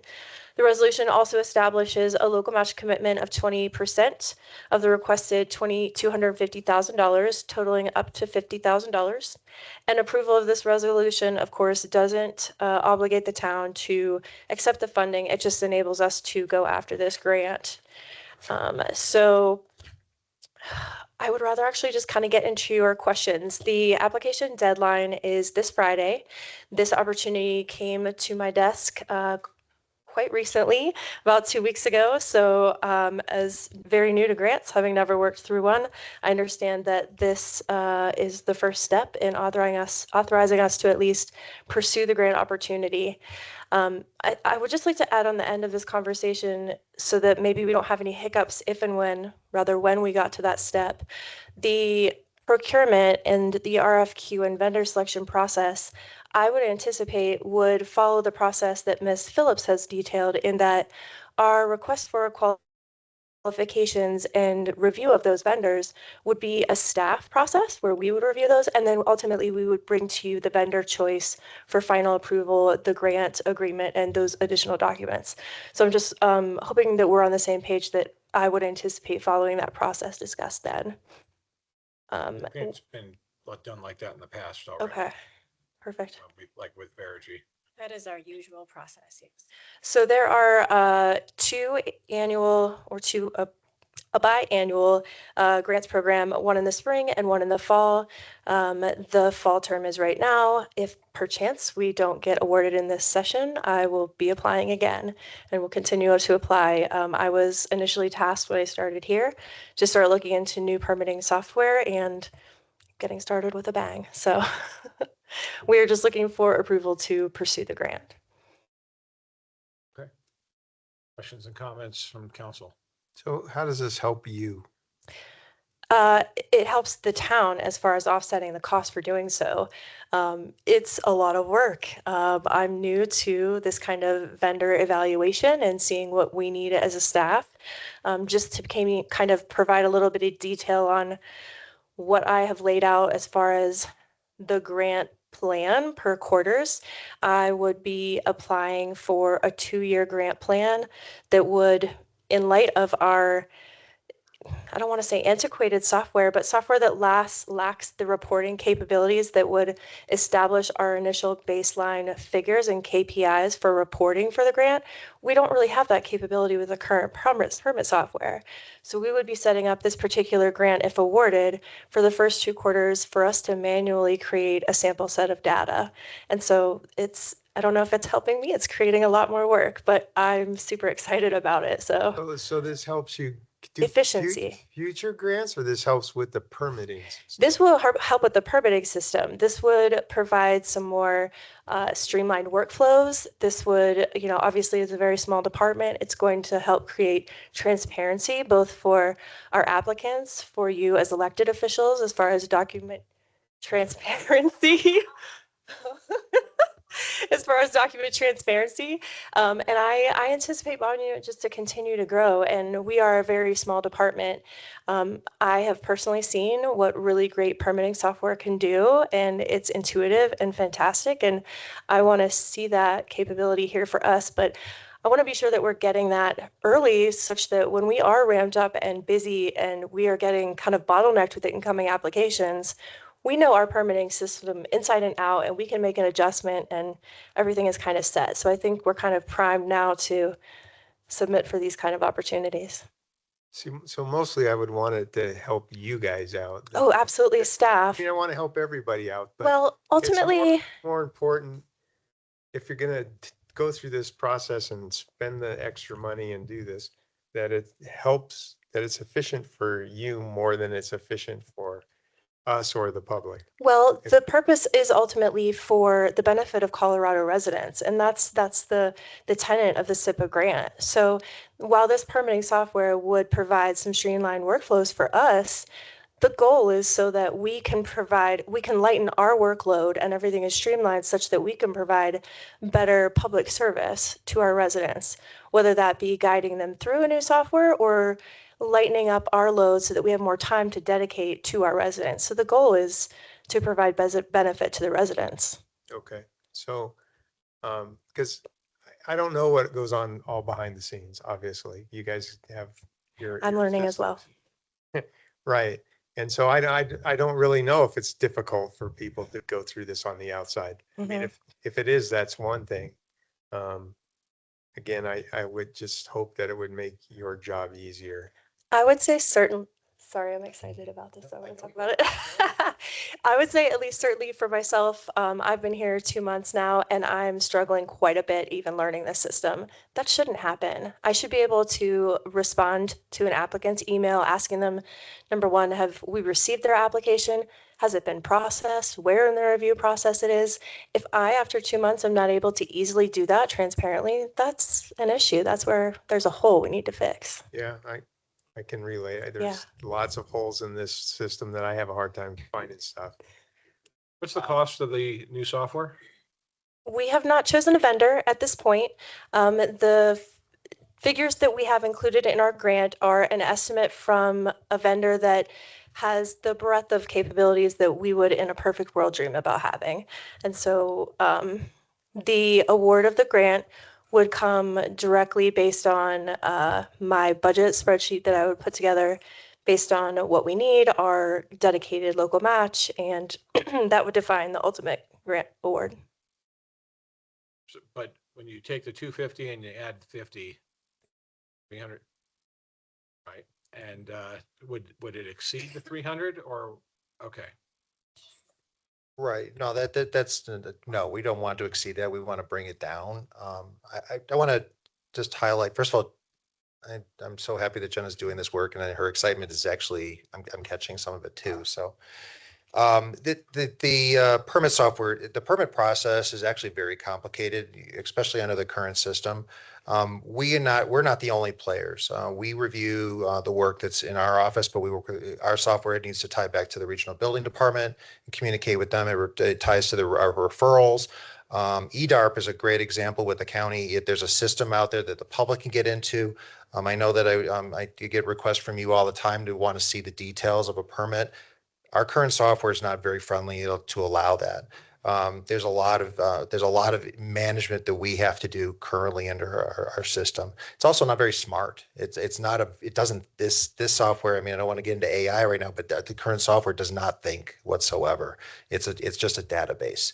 So we want to get this so that we and our partners are more efficient. And again, as Jenna said, then we can provide better services to you and your constituents and our community. So yeah, I identified this when I started.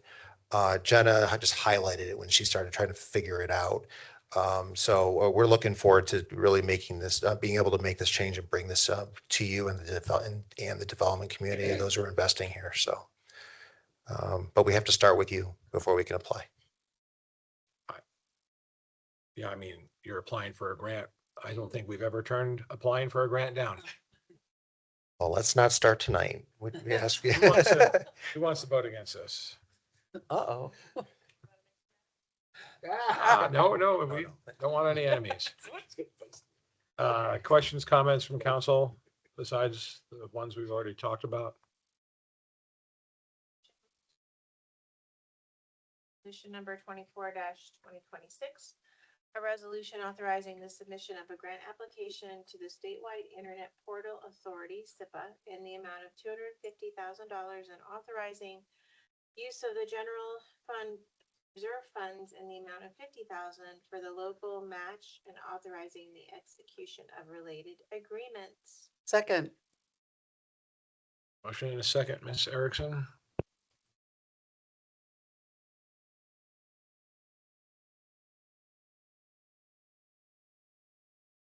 Go forth and ask for money. Thank you. Good night. All right, resolution 25-2026, resolution of the town council of the town of Monument temporarily modifying the time frame for watering. Oh, right, reduce demand on the town's watering system. Jonathan. John Rigo, water manager. From late 2025, early 2026, the Front Range has seen below average precipitation and record high temperatures. Those conditions typically bring on heavier residential and commercial irrigation. Local irrigation demand in the summer often exceeds municipal potable water demand by roughly over 100%. Although aquifers aren't as affected in the same way by drought as mountain runoff sources, the increased demand does place strain on pumps, motors, and the distribution system in general.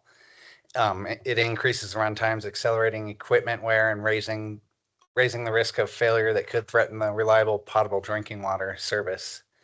To avoid the unnecessary stress and protect our system, we propose extending the odd-even watering schedule, which is currently May 15th through September 30th, Monday through Saturday watering, with no watering on Sundays and no watering between 9 a.m. and 5 p.m.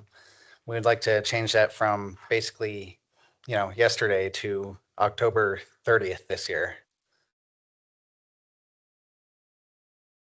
That's pretty much the crux of it. Okay. Any questions? Questions, comments? The first thing that jumped out at me, John, was thank you for being proactive on this. I think it's a good move.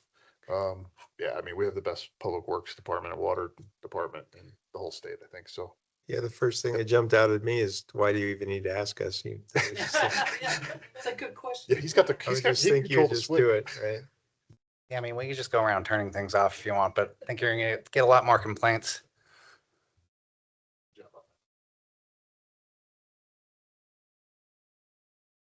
Anybody else? Anything? No, doesn't seem like it. All right, resolution, I'll make a motion to approve resolution number 25-2026, a resolution of the town council of the town of Monument, Colorado, temporarily modifying the time frame for watering procedures to reduce demand on the town's watering system.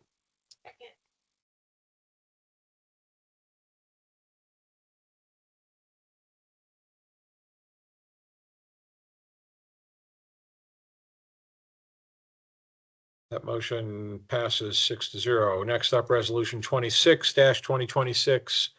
A resolution for the town council to approve the purchase of secret shadowy system handguns and required accessories for the Monument Police Department officer on duty use. Chief? I would like to ask for you to continue this.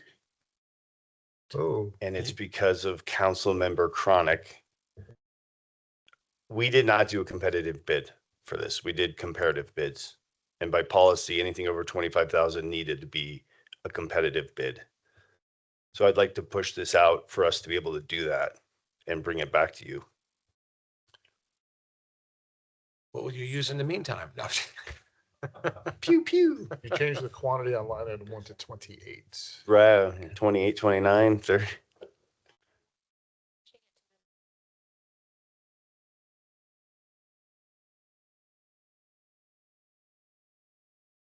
So would you like to just remove this from the agenda? Yep. Okay, so we are removing this from the agenda and not. Further. we're not- Laura's gonna get. I don't- a ticket on Ashley, are we good with just not voting and just not continuing with that? Okay. Thank you. Thank you. And I want to hear more about the Secret Shadow Systems Company if you do throw it out there to them, because I've never heard of them before.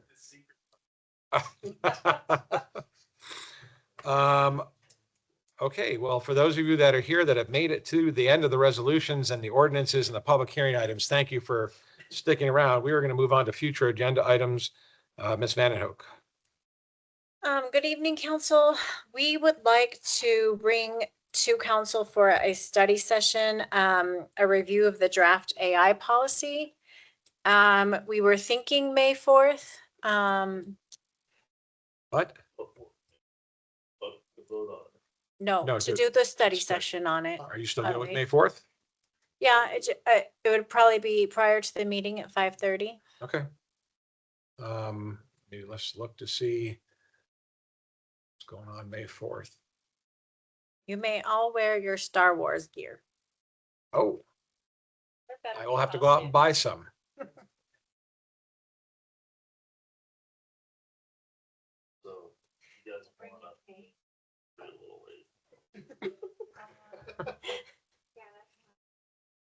Sure. Okay. Any other? And then we have an RFP out for our municipal judge, and we need 2 committee members to serve on that committee to review the evaluations and make a recommendation to council. I'm So good. mayor and council member Chronic, is that what I saw? You guys go with that? Sure.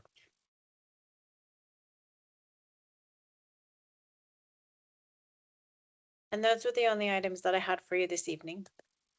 All right. We will go down and get to council comments. Mr. Kimball, any comments from you? Mr. King? I would like to explore the idea of putting a moratorium on pylon signs and steel buildings till we can get all this stuff figured out.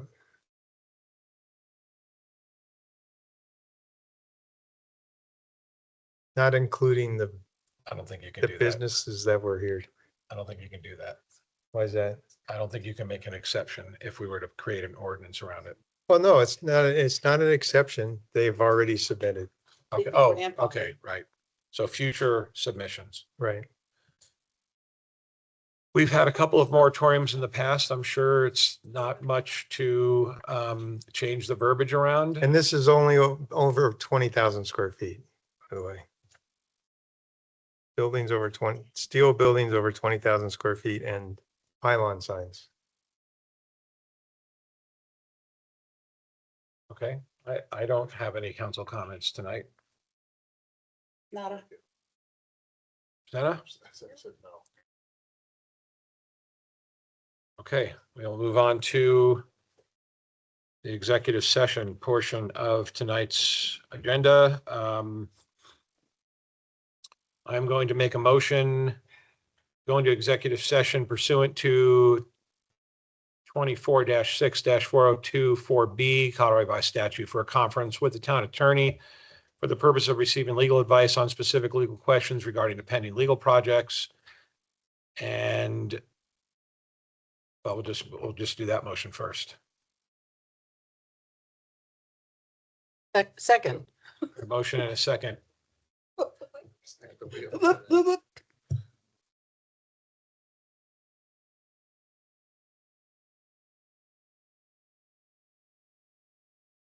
And then I'll make a motion to go in executive session following that one pursuant to 24-6-4024E Colorado Revised Statute to determine positions relative to matters that may be subject to negotiation, developing strategy for negotiations, and instructing negotiators regarding a proposed economic development agreement with Project Cobalt.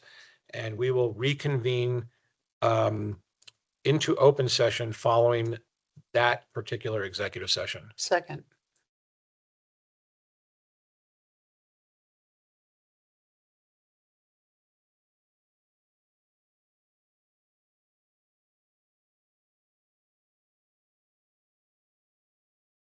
Those motions pass 6-0. Thank you for attending tonight's meetings. If you want to hang out in the hallway after, you're more than welcome to. That's what they're. Hey, Mayor, I just want to let the people know that are online, remote, we will leave. But they can stay online. When we reconvene, Let them know. they will come back up. Oh, okay.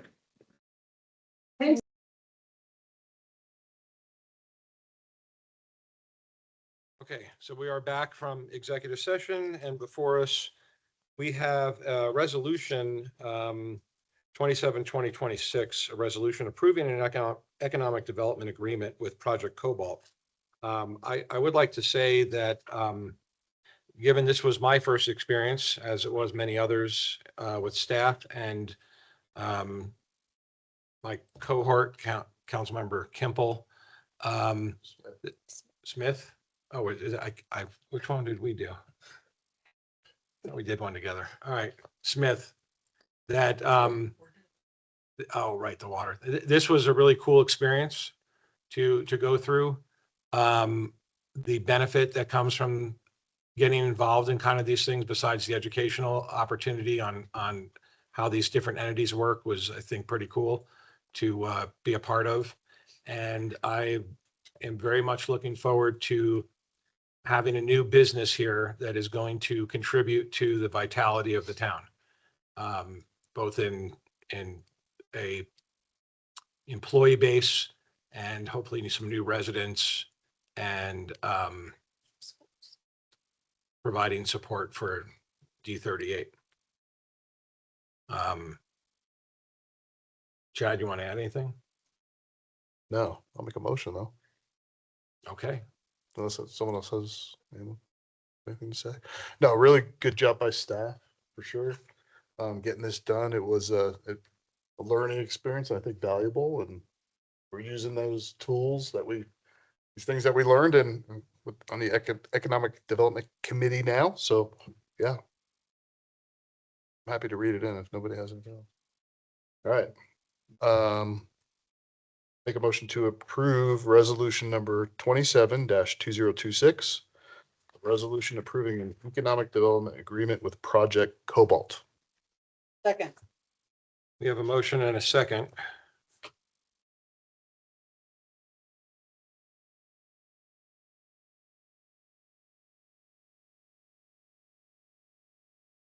If you can do the computer, do it, and if not, just do your verbal. Okay. And did. do your mic. Thank you. I seconded it, so. I still need your vote. Say what? Say your vote and your mic. Yes. I vote yes.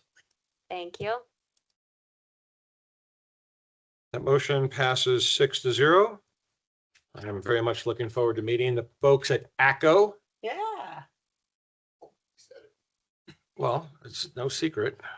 And with that, I will look for a motion to adjourn. So move. All in favor? Aye. We're adjourned.